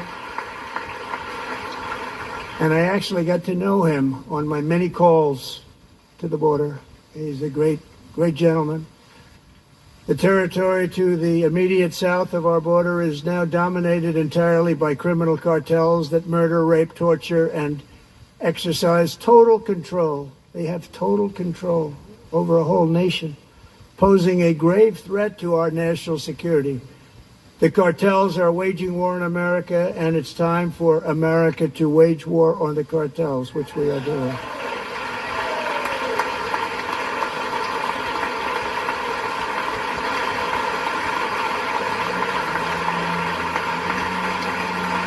Five nights ago, Mexican policies being imposed on them. Think of this. Handed over to us 29 of the biggest cartels. Want to make us happy. First time ever. But we need Mexico and Canada to do much more than they've done, and they have to stop the fentanyl and drugs pouring into the U.S.A. They're going to stop it. I have sent Congress a detailed funding request laying out exactly how we will eliminate these threats to protect our homeland and complete the largest deportation operation in American history, larger even than current record holder President Dwight D. Eisenhower, a moderate man, but someone who believed very strongly in borders. Americans expect Congress to send me this funding without delay so I can sign it into law. So, Mr. Speaker, John Thune, both of you, I hope you're going to be able to do that, Mr. Speaker. Thank you. Mr. Leader, thank you. Thank you very much. And let's get it to me. I'll sign it so fast, you won't even believe it.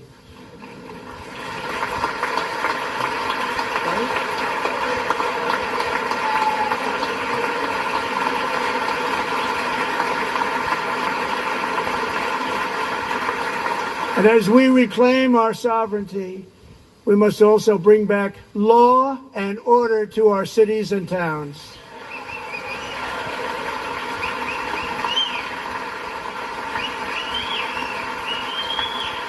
In recent years, our justice system has been turned upside down by radical left lunatics. Many jurisdictions virtually ceased enforcing the law against dangerous repeat offenders while weaponizing law enforcement against political opponents like me. My administration has acted swiftly and decisively to restore fair, equal, and impartial justice under the constitutional rule of law, starting at the FBI and the DOJ. Pam, good luck. Cash, wherever you may be, good luck. Good luck. Pam Bondi. I knew in there somewhere. Good luck. So important. Going to do a great job. Cash, thank you. Thank you, Cash.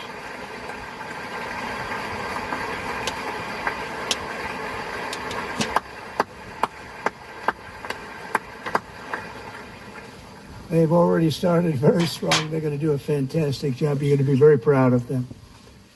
We're also once again giving our police officers the support, protection, and respect they so dearly deserve. They have to get it. They have such a hard, dangerous job, but we're going to make it less dangerous. The problem is the bad guys don't respect the law, but they're starting to. This also includes our great fire departments throughout the country. Our firemen and women are unbelievable people, and we'll never forget them. And besides that, they voted for me in record numbers, so I have no choice.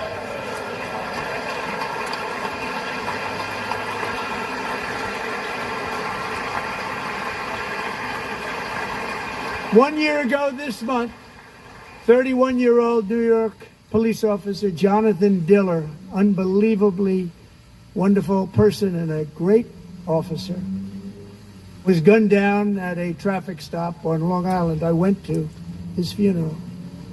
The vicious criminal charged with his murder had 21 prior arrests, and they were rough arrests, too. He was a real bad one. The thug in the seat next to him had 14 prior arrests, and went by the name of Killer. He was Killer. He killed other people, they say, a lot of them. I attended Officer Diller's service, and when I met his wife and one-year-old son, Ryan, it was very inspirational, actually. His widow's name is Stephanie, and she is here tonight. Stephanie, thank you very much, Stephanie. Thank you very much.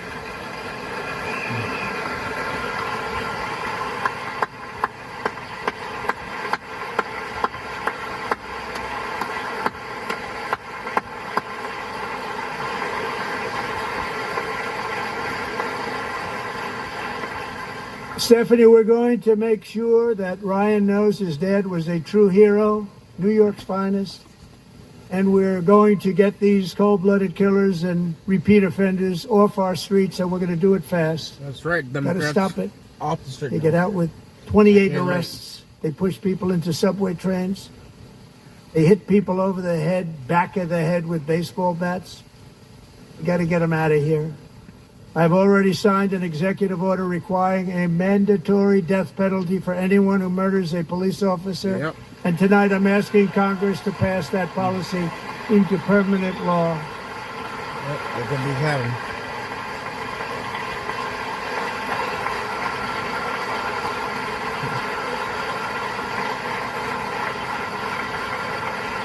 I'm also asking for a new crime bill getting tough on repeat offenders while enhancing protections for America's police officers so they can do their jobs without fear of their lives being totally destroyed.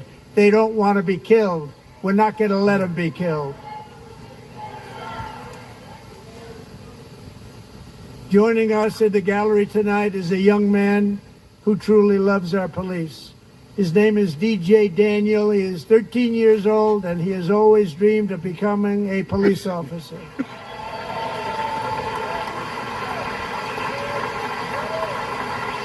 That's good.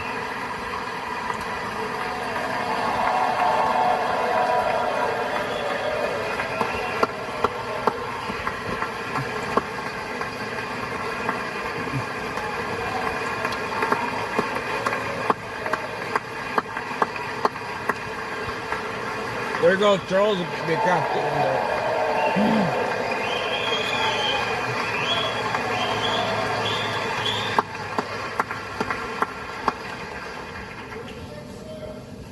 But in 2018, DJ was diagnosed with brain cancer.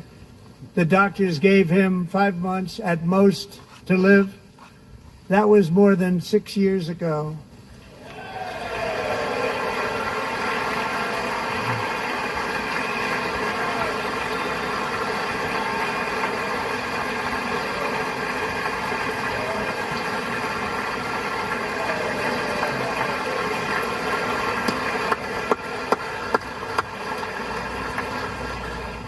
Since that time, DJ and his dad have been on a quest to make his dream come true, and DJ has been sworn in as an honorary law enforcement officer, actually a number of times. The police love him, the police departments love him.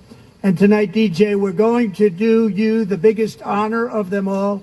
I am asking our new Secret Service Director, Sean Curran, to officially make you an agent of the United States Secret Service.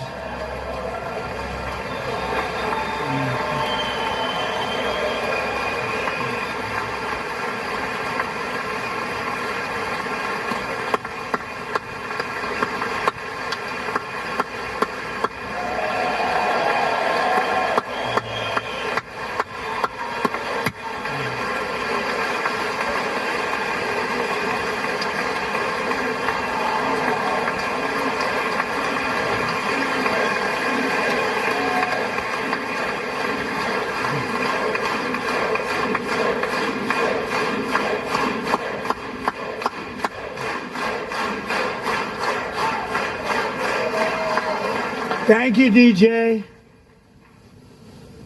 DJ's doctors believe his cancer likely came from a chemical he was exposed to when he was younger. Since 1975, rates of child cancer have increased by more than 40%. Reversing this trend is one of the top priorities for our new presidential commission to make America healthy again, chaired by our new Secretary of Health and Human Services, Robert F. Kennedy, Jr.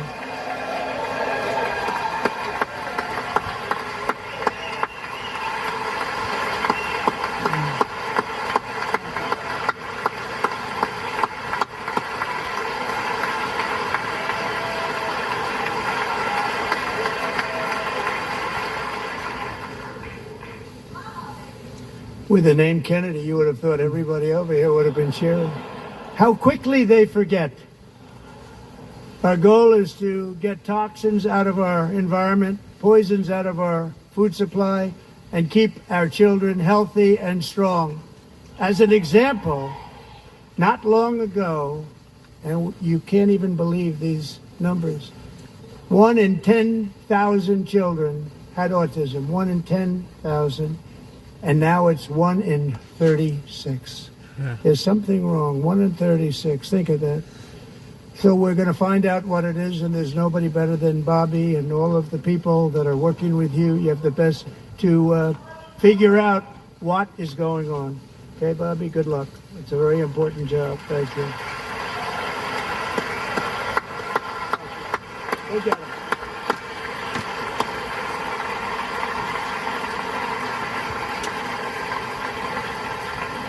Thank you.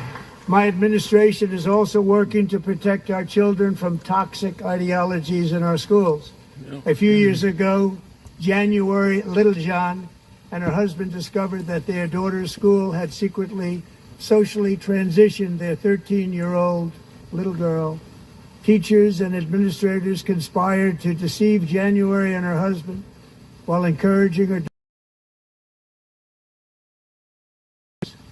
they, them pronoun, actually, all without telling January, who is here tonight and is now a courageous abuse. January, thank you. Thank you. Thank you very much.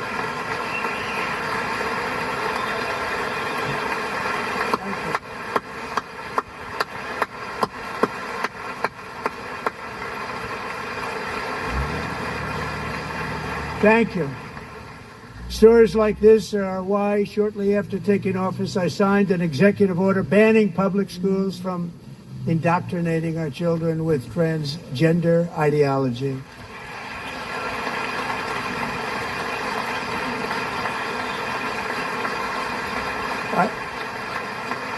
I also signed an order to cut off all taxpayer funding to any institution that engages in the sexual mutilation of our youth.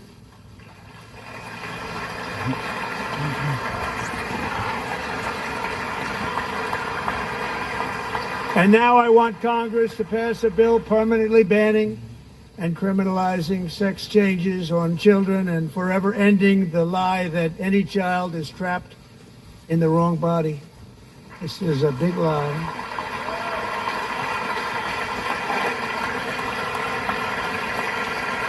And our message to every child in America is that you are perfect exactly the way God made you.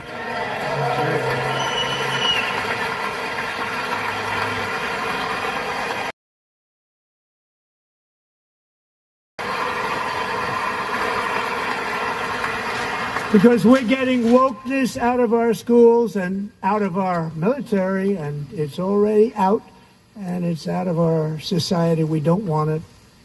Wokeness is trouble. Wokeness is bad. It's gone. It's gone. And we feel so much better for it, don't we? Don't we feel better?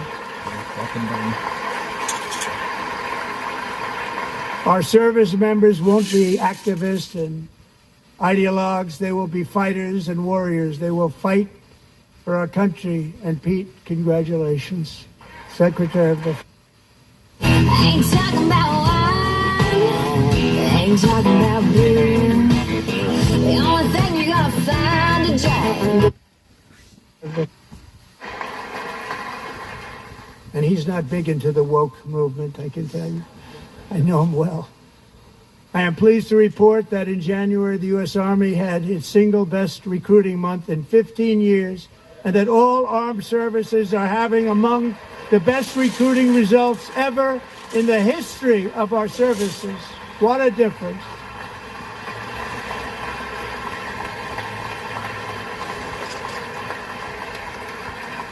And you know, it was just exactly the opposite. We couldn't recruit anywhere. We couldn't recruit. Now we're having the best results in this turnaround. It's really a beautiful thing to see. People love our country again. It's very simple.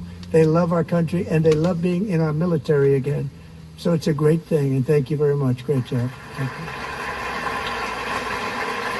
Oh, that doesn't get things cold now. They don't like that. We're joined tonight by a young man, Jason Hartley, who knows the weight of that call of duty. Jason's father, grandfather, and great-grandfather all wore the uniform. Jason tragically lost his dad, who was also a Los Angeles County Sheriff's deputy when he was just a boy, and now he wants to carry on the family legacy of service. Jason is a senior in high school, a 6-letter varsity athlete, a really good athlete, they say, a brilliant student with a 4.46, that's good, GPA. And his greatest dream is to attend the U.S. Military Academy at West Point.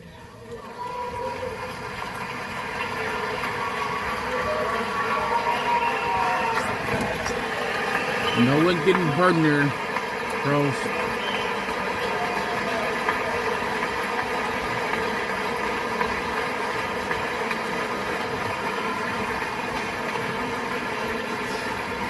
I got nothing else. And Jason, that's a very big deal getting in. That's a hard one to get into. But I'm pleased to inform you that your application has been accepted. You will soon be joining the Corps of Cadets. Bye-bye, trolls.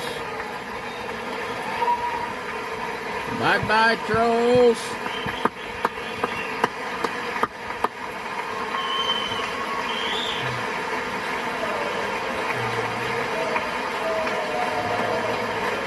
All these trolls got nothing better to do. They're lying.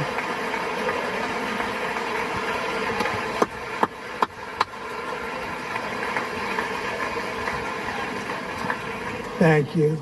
Jason, you're going to be on the long gray line, Jason. As Commander-in-Chief, my focus is on building the most powerful military of the future. As a first step, I'm asking Congress to fund a state-of-the-art Golden Dome missile defense shield to protect our homeland, all made in the U.S.A. That's right. Made in America.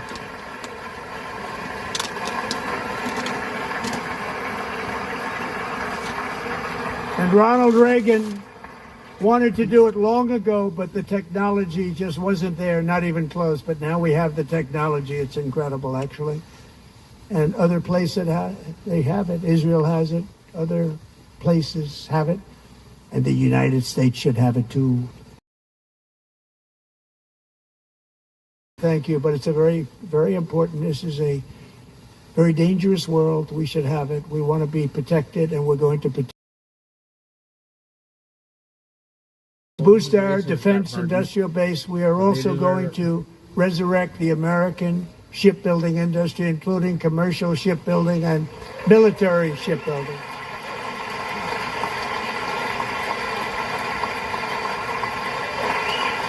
And for that purpose, I am announcing tonight that we will create a new Office of Shipbuilding in the White House and offer special tax incentives to bring this industry home to America where it belongs. We used to make so many ships. We don't make them anymore very much, but we're going to make them very fast, very soon. It will have a huge impact. To further enhance our national security, my administration will be reclaiming the Panama Canal. That's right. And we've already started doing it.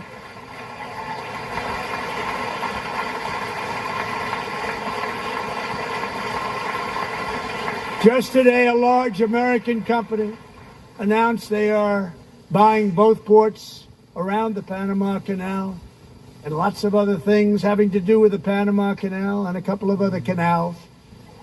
The Panama Canal was built by Americans for Americans, not for others, but others could use it. But it was built at tremendous cost of American building the Panama Canal.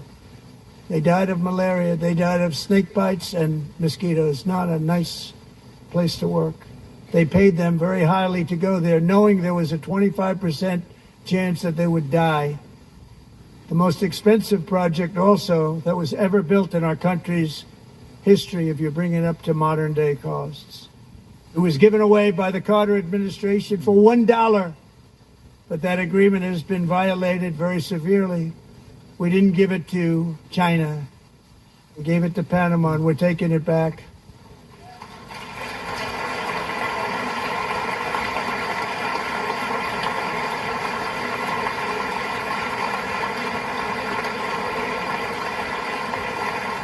And we have Marco Rubio in charge. Good luck, Marco. Now, we know who to blame if anything goes wrong. Marco's been amazing, and he's going to do a great job. Think of it. He got 100 votes. You know, he was approved with actually 99, but the 100th was this gentleman, and I feel very certain. So let's assume he got 100 votes. And I'm either very, very happy about that or I'm very concerned about it. But he's already proven. I mean, he's a great gentleman. He's respected by everybody, and we appreciate you voting for Marco. He's going to do a fantastic job. Thank you. Thank you. He's doing a great job. Great job. And I also have a message tonight for the incredible people of Greenland. We strongly support your right to determine your own future. And if you choose, we welcome you into the United States of America. We need Greenland for national security and even international security. And we're working with everybody involved to try and get it. But we need it really for international world security. And I think we're going to get it. One way or the other, we're going to get it. We will keep you safe. We will make you rich, and together we will take Greenland to heights like you have never thought possible before. It's a very small population, but very, very large piece of land and very, very important for military security. America is once again standing strong against the forces of radical Islamic terrorism. 3.5 years ago, ISIS terrorists killed 13 American service members and countless others in the Abbey Gate bombing during the disastrous and incompetent withdrawal from Afghanistan. Not that they were withdrawing, it was the way they withdrew. Perhaps the most embarrassing moment in the history of our country. Tonight I am pleased to announce that we have just apprehended the top terrorist responsible for that atrocity, and he is right now on his way here to face the swift sword of American justice.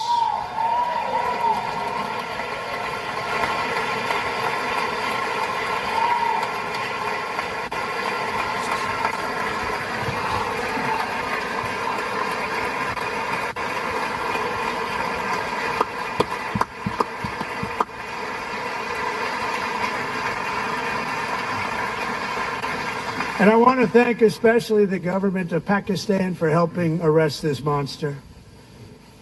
This was a very momentous day for those 13 families who I actually got to know very well, most of them, whose children were murdered, and the many people that were so badly, over 42 people, so badly injured on that fateful day in Afghanistan. What a horrible day. Such incompetence was shown. That when Putin saw what happened, I guess he said, wow, maybe this is my chance. That's how bad it was. Should have never happened. Grossly incompetent people. I spoke to many of the parents and loved ones, and they're all in our hearts tonight. Just spoke to them on the phone. We had a big call. Every one of them called, and everybody was on the line, and they did nothing but cry with happiness. They were very happy, as happy as you can be under those circumstances. Their child brother, sister, son, daughter was killed for no reason whatsoever. In the Middle East, we're bringing back our hostages from Gaza. In my first term, we achieved one of the most groundbreaking peace agreements in generations, the Abraham Accords.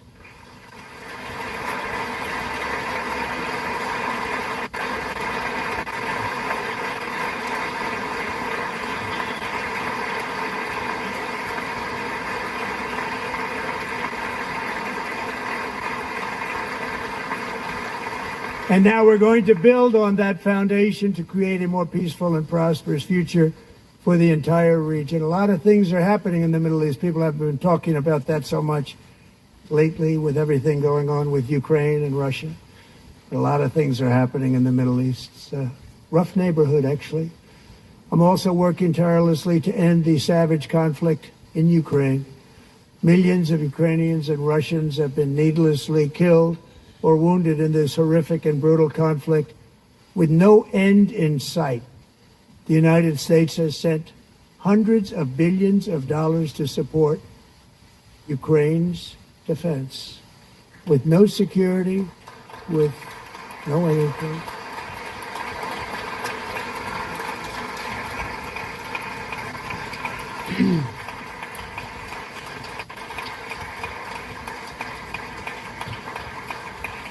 Do you want to keep it going for another 5 years?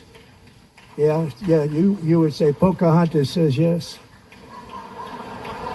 Hmm.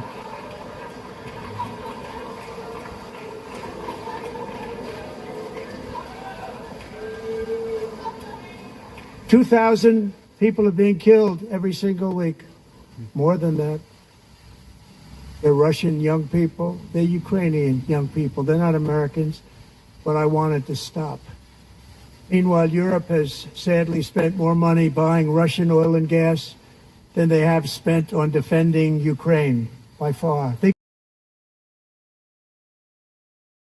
oil and gas than they have defending. And we've spent perhaps $350 billion.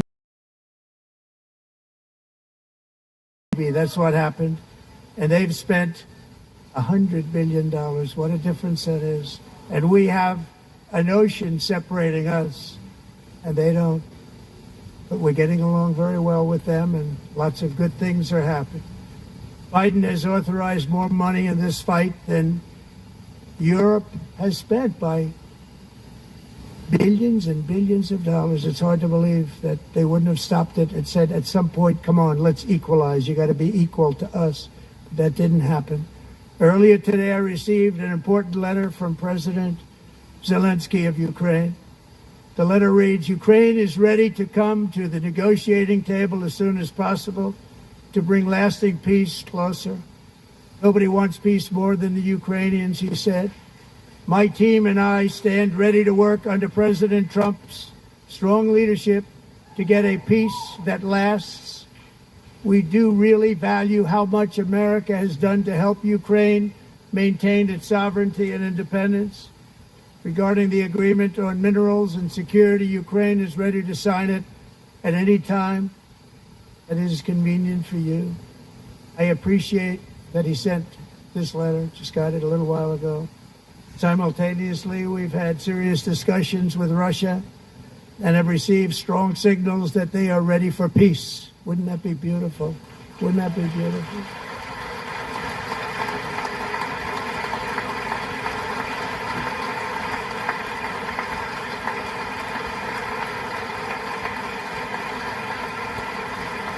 Wouldn't that be beautiful?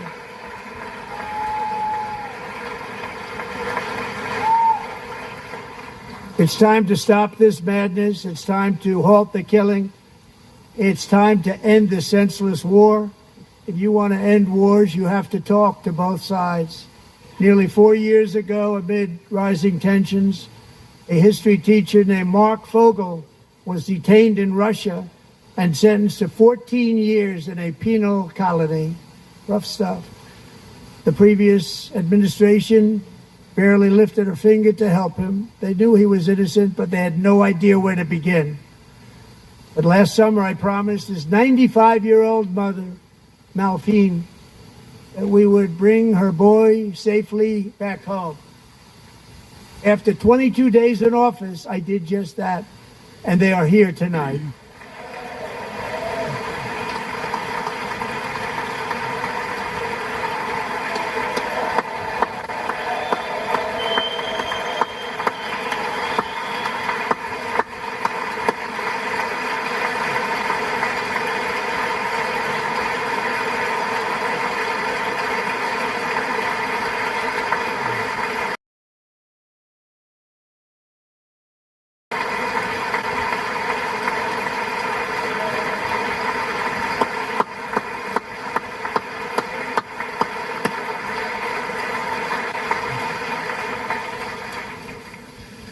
To Mark and his great mom, we are delighted to have you safe and sound and with us.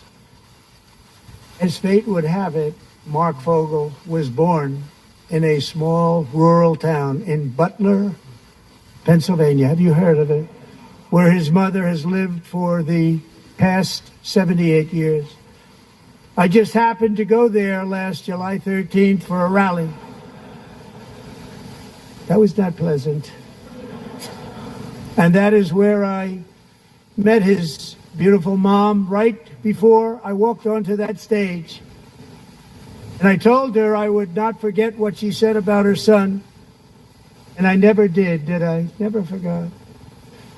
Less than 10 minutes later, at that same rally, gunfire rang out, and a sick and deranged assassin unloaded 8 bullets from his sniper's perch into a crowd of many thousands of people.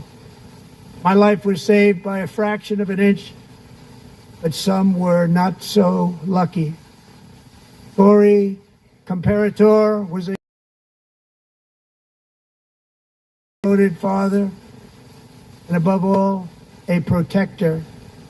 When the sound of gunshots pierced the air, it was a horrible sound. Corey knew instantly what it was and what to do. He threw himself on top of his wife and daughters and shielded them from the bullets with his own body. Corey was hit really hard. You know the story from there. He sacrificed his life to save theirs. 2 others, very fine people, were also seriously hit. But thankfully, with the help of 2 great country doctors, thought they were gone and they were saved. So those doctors had great talent. We're joined by Corey's wife, Helen, who was his high school sweetheart, and their 2 beloved daughters, Allison and Kaylee. Thank you.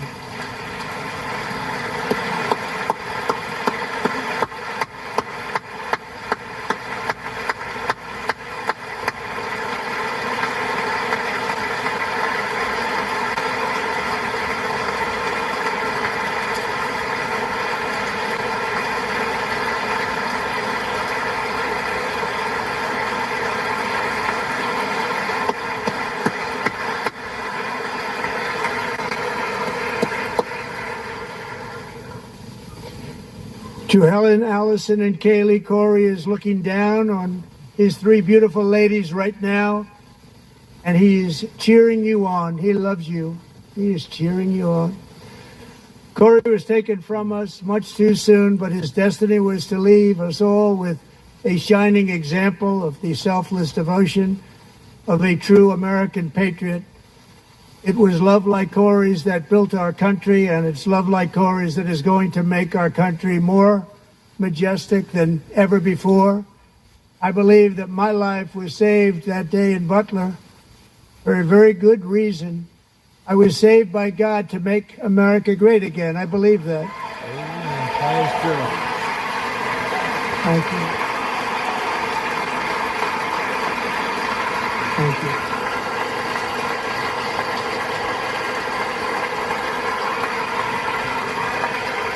Thank you.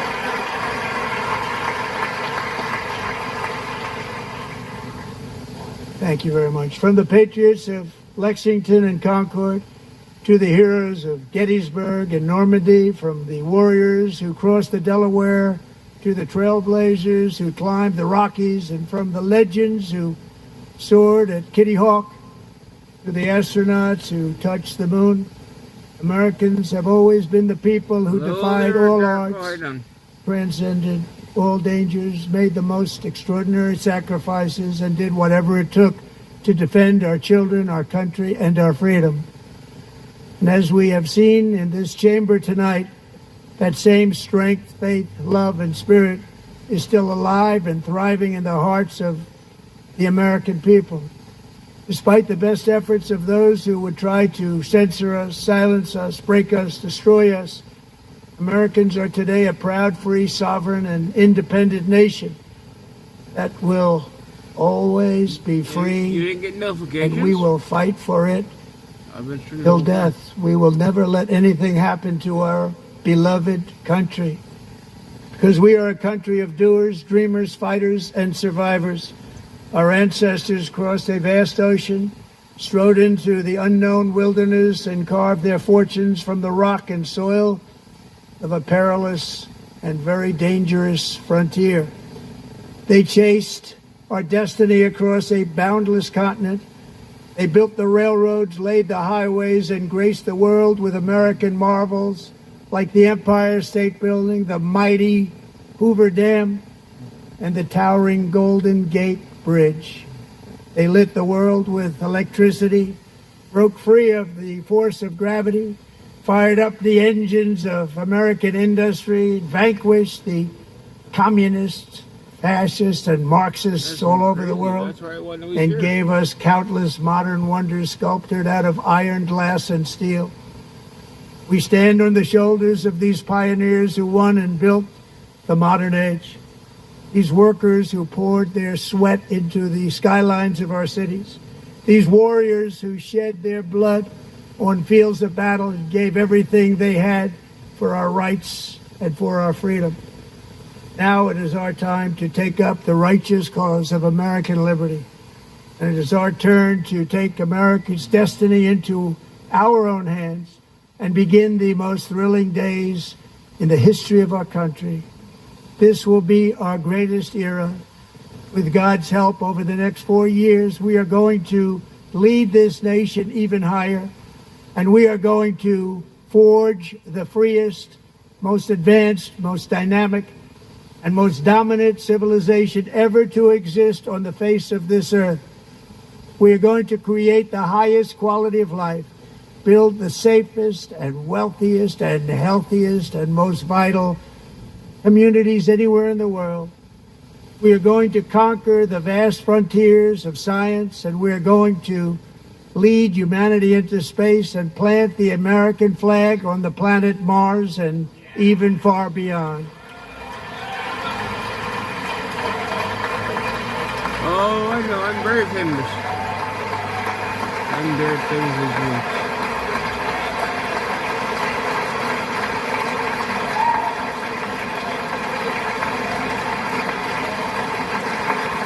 And through it all, we are going to rediscover the unstoppable power of the American spirit. And we are going to renew unlimited promise of the American dream. We will fight for the country our citizens believe in, and for the country our... That's right, fight.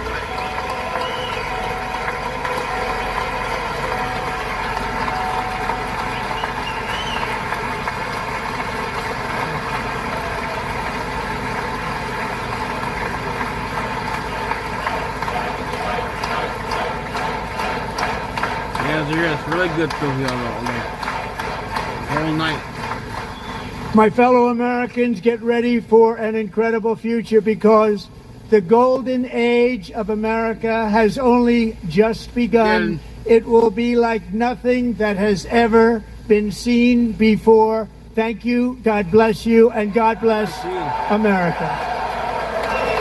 That's what I like about Donald Trump, buddy. He loves Americans.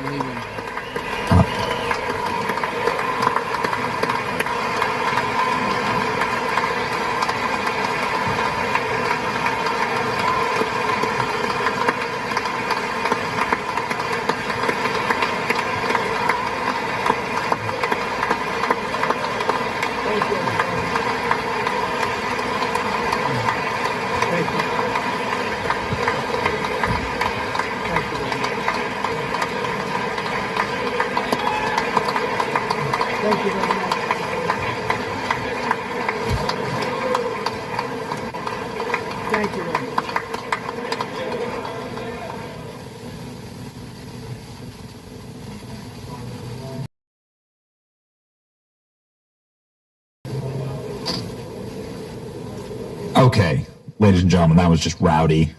That was just amazing. Donald Trump at his absolute best. Just the absolute best. Okay, let's pop on over. If we have, there we go. C-SPAN. The White House feed just ending there. Donald Trump greeting the generals. Just an unbelievable speech. How do you boo? How do you not clap for that speech? How do you boo during that speech? How do you do? What exactly are you booing? A speech centered entirely on American greatness and on making this country great again, on fixing so many of the problems, on honoring young boys who have brain cancer and making them honorary Secret Service agents. In tear-jerking moments, Sean Curran, the new head of the Secret Service, that was probably the mode of the night. And Democrats couldn't even stand for it. Nope. Democrats couldn't stand and clap for Laken Riley's mother. These goblins. The absolute bloody cheek of these people to stand for one thing. They stood up and screamed at Donald Trump. It was sick to watch. They stood there with their stupid little cards and their little protest buttons, yelling and shouting. Again, the sergeant at arms had to come in and remove Democrats physically. 78-year-old Al Green shaking his cane. You possibly fight against this. It's just a beautiful, beautiful, crystallizing speech that perfectly set in motion the next 4 years that we are going to have as a country. Danny Derbina is joining us. You know Danny, one of our intrepid producers at the program, and also a great film host. So thank you for that, Danny, hosting us here in DC, lives in DC. What's your takeaways, brother? Man, what a night. We saw so many amazing moments there. Of course, we saw President Trump when he appointed America's newest Secret Service agent, a 13-year-old with terminal brain cancer diagnosis. And what was shocking about that is, Democrats sat on their hands. They couldn't even muster up a single applause. And it's pretty remarkable. And you have that.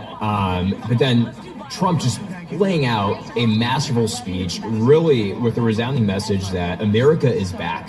That was his first line, I believe. He walked out and he addressed the nation, telling him America is back. No longer do we have the years of a bumbling president who can't muster up a speech for 5 minutes. President Trump was there for two hours, giving us some amazing moments. So I was, there you go. We see Trump right there with MTG. Way to kick off the next 4 years. What was your favorite Trump positive line from the speech? Because obviously him kicking out, Al Green getting kicked out is funny. I've never seen that happen ever. And we've seen some rowdy moments at these States of the Union. We've seen Nancy Pelosi rip up Trump's speech. We've seen Marjorie Taylor Greene yell about Laken Riley. And we've seen Lauren Boebert, who was here with us earlier, say, she screamed at Joe Biden about the wall and then about the Afghanistan soldiers who were killed with a suicide bomb that President Trump honored. So we've seen these back and forth, and this gets a lot of the attention. But what do you think was sort of the set piece for President Trump's policies that he put forth that was your favorite? There were so many great... I have a huge surprise for you. You're pregnant. Yes. No. Thank God. Your favorite comedy series is on Pluto TV. The base is back. So many speech to the State of the Union. I also loved how he forced Democrats to sit through him laying out the successes of the last, 30-something days. And he even, Democrats have pitched a fit the past week about sort of negotiations with Ukraine and Russia, and he went out there and he said, you know what, they're actually coming to the table now, ready to negotiate, once again showing that the art of the deal is alive and well, something that the Democrats haven't quite caught up to. So I thought that was really cool. They had to sit through that, which must have been a miserable experience for them. But he laid out success after success, and I just thought it was a really, really powerful speech heading into the true American golden age that we're going to have for the next 4 years. Yeah, man. My favorite net positivist moment when Trump wasn't interacting with the audience was, it's very simple, but it's when President Trump said, I know in my heart that God saved me. I believe it. I know it. I know God saved me. And when he was talking about Butler, and that, I got emotional listening to that. The moral clarity on that, the moral clarity on the trans issue, the moral clarity on the right to life, the moral clarity that President Trump has right now rings like a bell. He did not have it the same way. It wasn't the same force of will that he had in the first term. That bullet missing his head by a millimeter changed him forever. And that the people that are closest to him say that. And the people who are like his best friends say there's something that changed in him. And President Trump standing up and declaring that God saved and spared my life for a reason. He's sort of touched on that before. He's this is the clearest and most concise I've ever heard him say it. It was really remarkable to hear. It was yeah, I think like not standing for Laken Riley's mother is it's crazy, man. What how can you? It's like if you want to go to the exact opposite of that, right? Like the death of Laken Riley, you can't like respect the fact that her mother's there. It's crazy. It's crazy. Let's just take a step back. I mean, I recall when one of Trump's State of the Union addresses during his first term, Democrats wouldn't stand up for record low black unemployment. And just to show you like the level of Trump derangement, that was like peak. Like, how could you not stand for that? And now we're here like somewhat, 10 years later, and they're not standing for the death of they're not standing in solidarity with the family, the grieving family of a dead American who died under the policies of Joe Biden. And just the detachment of being an American and being sympathetic to ailing Americans is, I think it perfectly captures what Trump's derangement syndrome has done to these people. They are unable to sympathize with Americans, whereas 4 years ago it was just unemployment numbers. Now it's we can't console the mother of a Gold Star mother. So we have, and I want to just a correction there. Gold Star mother. Gold Star mother is when your child dies in the service. Are not Gold Star parents, but they deserve our respect, obviously, and they deserve to have the entire Congress stand up and applaud for them out of their suffering and out of their loss. And the Laken Riley Act was passed in the Senate actually with bipartisan support, so I don't know why they couldn't do that. But anyway, yeah. So anyway, we actually have the eye roll. Apparently, we've captured the actual eye roll at the very end. This beautiful moment. Klein, can you load that up? And you got that? It's like an actual eye roll from Debbie Wasserman Schultz, who was the leader of the Democrat Party. She was like the chairwoman of the DNC. Yeah. And when President Trump was honoring DJ, this young boy with brain cancer, Debbie Wasserman Schultz is rolling her eyes. This boy's clearly suffered. He has scars on his head, and he's being roundly applauded, and Democrats are not clapping, and in fact, they're eye rolling right now, which is just nuts. You got it? Okay, let's roll. You or their daughter would not have died in vain.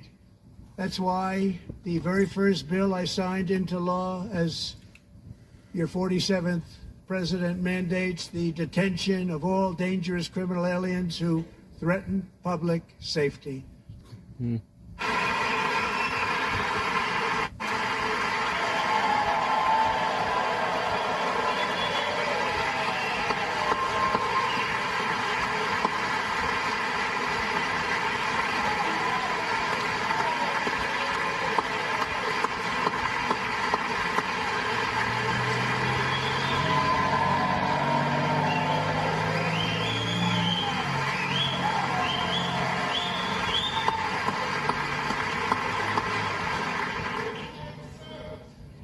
But in 2018, DJ was diagnosed with brain cancer. The doctors gave him 5 months at most to live. That was more than 6 years ago.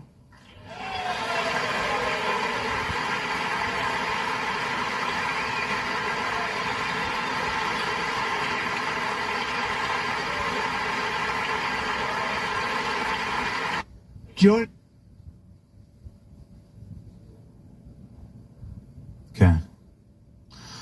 So, yeah, we got the eye roll there from Debbie Wasserman Schultz. I don't know how much more grotesque you can possibly be as a just human being to not have some warmth in your heart and appreciate that and applaud for it. But anybody who has a family member who has suffered through cancer or died of cancer,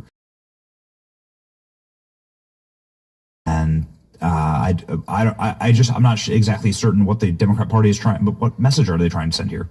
Exactly. That we don't clap for kids with cancer, that we don't clap for parents who've lost their children and had their children died.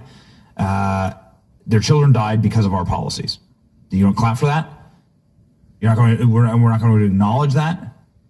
Instead, what we're going to do is we're going to play little games. We're going to play games, and we're going to hold up placards like you were at an auction, or to wave your cane like a Batman villain. You look like a Geico caveman. No, man, it was a really bad showing for Democrats and an excellent showing for President Trump. I've again never heard him with such clarity of purpose. In his speech, he just like eviscerated the haters and went directly at the issues that are like sacred cows. Again, for the left, and there is not going to be a rebuttal for it. There is no rebuttal. And the way that they behaved was just pedantic. It was like spoiled brat children. It was the exact style of attitude that we saw at the White House with Zelensky that everybody hated. And so, obviously, you want to win the night. Like this building is going to be like an extra 5 to 6 percentage points in approval ratings. Oh, yeah. I think every American watching the speech tonight got the same message, watching Trump deliver just, a message of success and optimism for America rather than the doom and gloom we've seen over the past 4 years. We saw him really soak it in as he walked out of the chamber there, shaking hands with members. And I think that the takeaway that every American will get watching this speech, as was mine, is America is back. It's a very simple message. They've plastered it all over their social media, all over the White House communication websites, but it's not orchestrated. It's not, it's real. The whole agenda is driven by this message that we're returning America to what it should be. And I think his speech today was really a strong showing of that. So should be We'll see how the leftist media tries to spin this tomorrow, but I think they're going to have a really tough time doing it because I think every American is getting the same message we are tonight. Yeah, I think game over. I think it's not. I think there is no spinning this as a good night for Democrats. When you've lost Meghan McCain, you've lost it all. All right, ladies and gentlemen, this has been a rowdy 5-6 hour stream for us. 2 cabinet secretaries, including, I don't know how, clearly a shape-shifting transportation device, Brooke Rollins, who was live on the stream and then on the floor of the U.S. House, in 30 seconds. I don't know how that was possible. 5 half a dozen members of Congress, half a dozen members of the House, half a dozen members of the Senate, and you. And we just want to thank you. You make all of this possible. It's so exciting to come up here to Capitol Hill and to get welcomed into the Speaker's office. And it's all because of you. And to have members of Congress and members of the administration so excited to come on and vibe with us. And it's because of the size of the audience that we have here and our ability to throw our weight around, have more fun than everybody else, and to experience and enjoy the golden age. For that, we thank our sponsors at Advantage Gold for helping us into the golden age. And ladies and gentlemen, you should check out our sponsors. The link's in the description. You, though, are our main sponsor and our main reason for being here. It took it just does take quite a bit of effort and gear to to build a studio in the middle of what is like a little chandeliered office. And so we just appreciate doing this entire journey together. It's a lot of fun, actually. We promise we'll have more fun in the front seat to the golden era. You are in the right place. Please like, share, and subscribe on this video. And we'll see you. It's your boy, Benny. Got more coming out. Look, what's wrong? See ya. See where the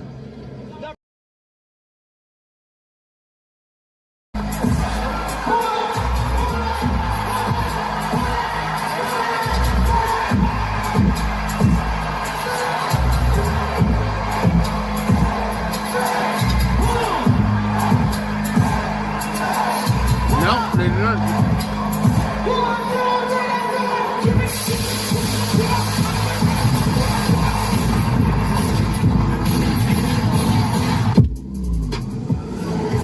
Even from what I understand, now they're saying that the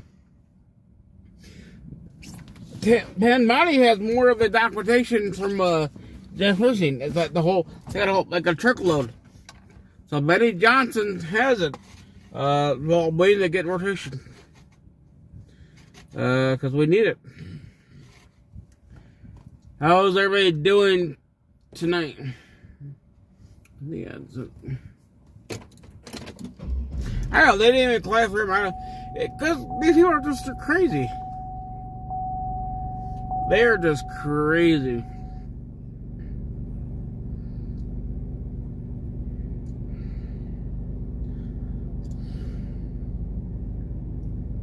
I think Trump and Trump had a really good speech tonight going. I like it. Anything that Trump, anything was going on tonight that not one damn Democrat even clapped. Not one damn time.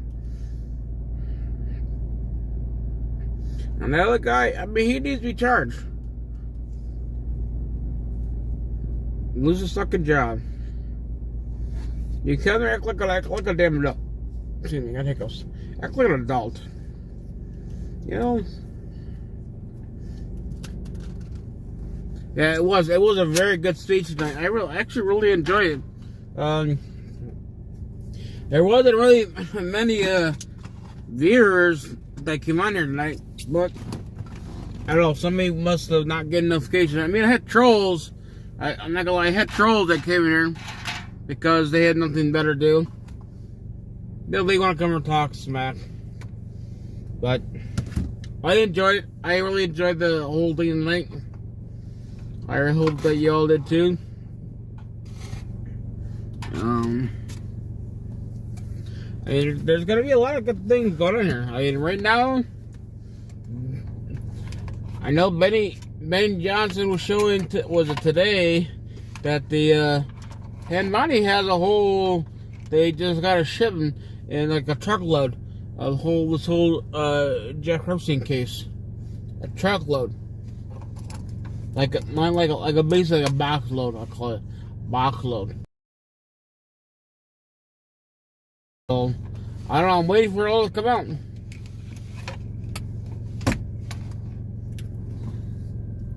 Yeah, true, yeah. Not there. So, yeah, you know, I know, I said today, I can't wait to, I know, I'm waiting for them to put out there for the public to see the whole thing. When is everybody on the list? It's everything.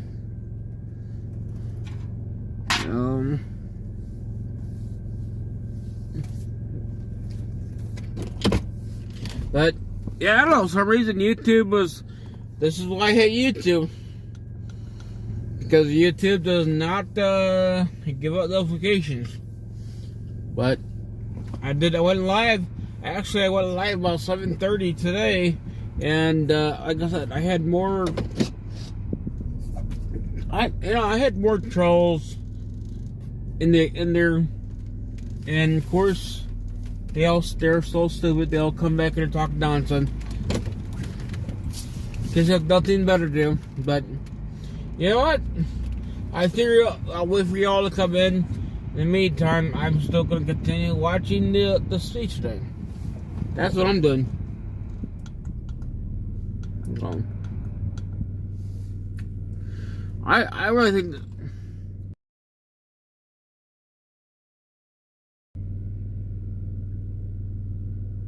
oh, really? The guys who got moved, he needs to be charged. Not a fucking slap in the wrist. Because it just keep doing this shit over there. Needs to be fired. They gotta learn. You know, you gotta learn to be respectful. You know, in life, there's always gonna be, everybody has the right to a disagreement twice.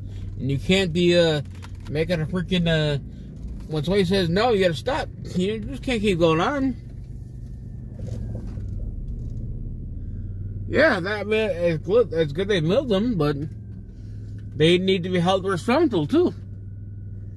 Because if they don't get held responsible, then they're gonna continue doing it over and over. They have to learn that, you know, we're in charge here. We ain't fucking around. The bullshit you guys did before, it's all done. You know, you think you can run around and scare people and check like you're in charge here. Well, those times are over. Those times are done. So,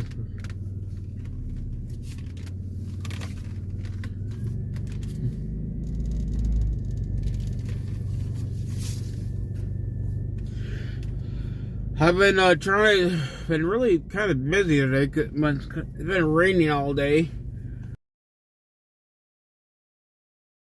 Oh, tomorrow. Rain and snow tomorrow. I just wish I could be outside and do things like I really want to do stuff. And for those idiot trolls out there, just to let you know, just because I think I made it very clear to you guys, I am not going to be covering freaking stupid protests, okay? You stupid ass people don't understand that. I will not. I'm going to spend more time in covering the truth. Trump is doing a lot more good things for the American people. That's more important than sitting there and watching a little 2 years old throw a tantrum. Okay, I'm not going to do that. I refuse to. Now, if somebody else wants to go out there and watch a dinosaur, they can go do it. I'm not going to do it. Pocahontas.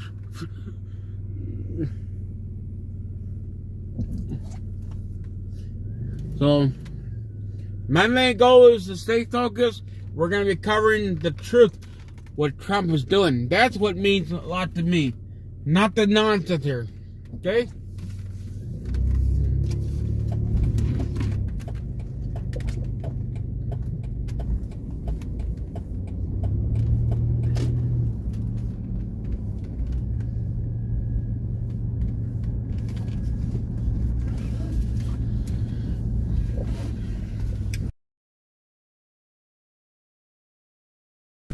And I mean, what, you guys want to go out there and cover how your 2-year-olds, how you guys all act up, and when you don't get your way?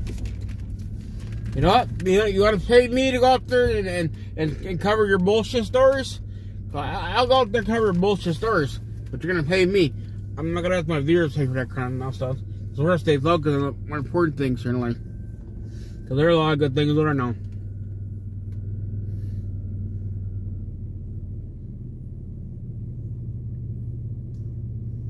Yeah, they are. They're all kind of hissy fits. Frickin'.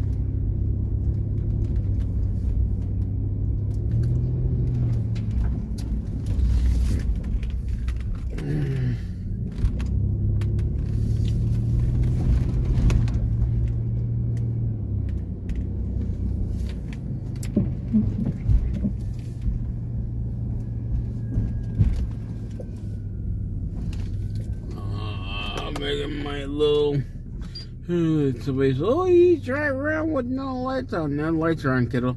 It's called fog. And you guys understand that. So. Yes, they are. They're lame. I mean, if somebody else wants to go and cover that, that's their stuff. That's their channel. Like, that's their house. They can do what they want. I'm not going to waste my time doing announcements. I want to cover the truth. What's really going on in the American people? What's going on with our country these days? Now, the only thing I will cover for sure, I will cover the car shows because I like cars. I mean, hey, go out there to look at people's cars, talk to them. You know, we could ask them how they feel about when Joe Biden was the president before, and how you feel about it now. I like cars, so. But right now, my main focus is take a day at a time. Take it a day at a time, and whatever God puts out there for me to go do, that's good and not some nonsense, I will go do. I mean, right now, and I know your fake account people out there who's constantly trying to email me or make a fake account like me, you guys are just looking stupid every day. And I will make you look stupid too. I'm not everybody else. I will call you on your shit. Because I don't care. I really don't. I didn't make this YouTube channel to be all hush hush. I'm going to call you out.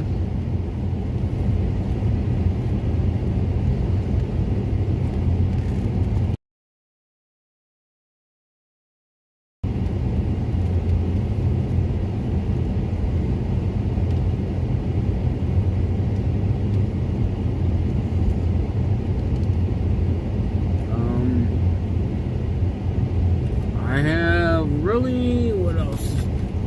There ain't really much going on there. I mean, right now, like I said, I really want to be doing some light work, to my car, until I can find me a new car. Because right now, I'm not even luck there, but the weather's been really terrible lately. And then tomorrow, we got rain or snow tomorrow. I know I cannot wait for summertime. I really cannot wait.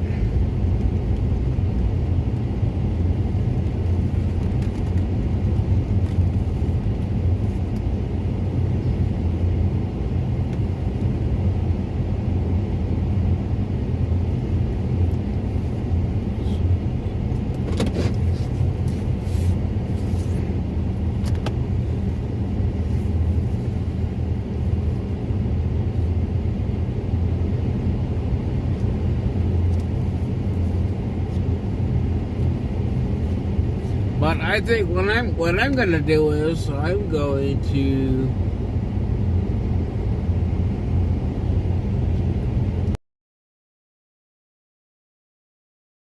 I'm going to go and do my thing and continue to drive around, do myself, and then I'm going to read a little Bible for myself. You got to read the Bible at home and read it. I'm gonna do mine here. This is the Holy Bible. Let's get the NKJV. Okay. We got the new verse there. And that's what I'm going to be doing. But I know Jericho's going to get tired here shortly, so we'll make sure you get the bed on time. Charles, get the Bible. Get the Bible out and read it. Not just pick it up. And oh, the Bible. Oh, no. Open the Bible. Go to a verse. Pick one out. Read it to yourself or read it out loud. Whatever floats your boat. Okay?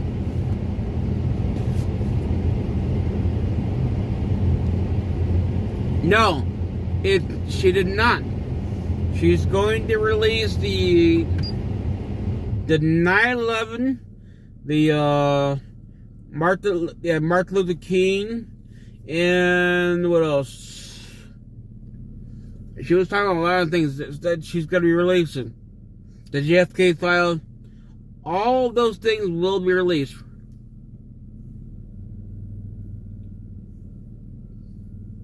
So, yes, she is supposed to release it.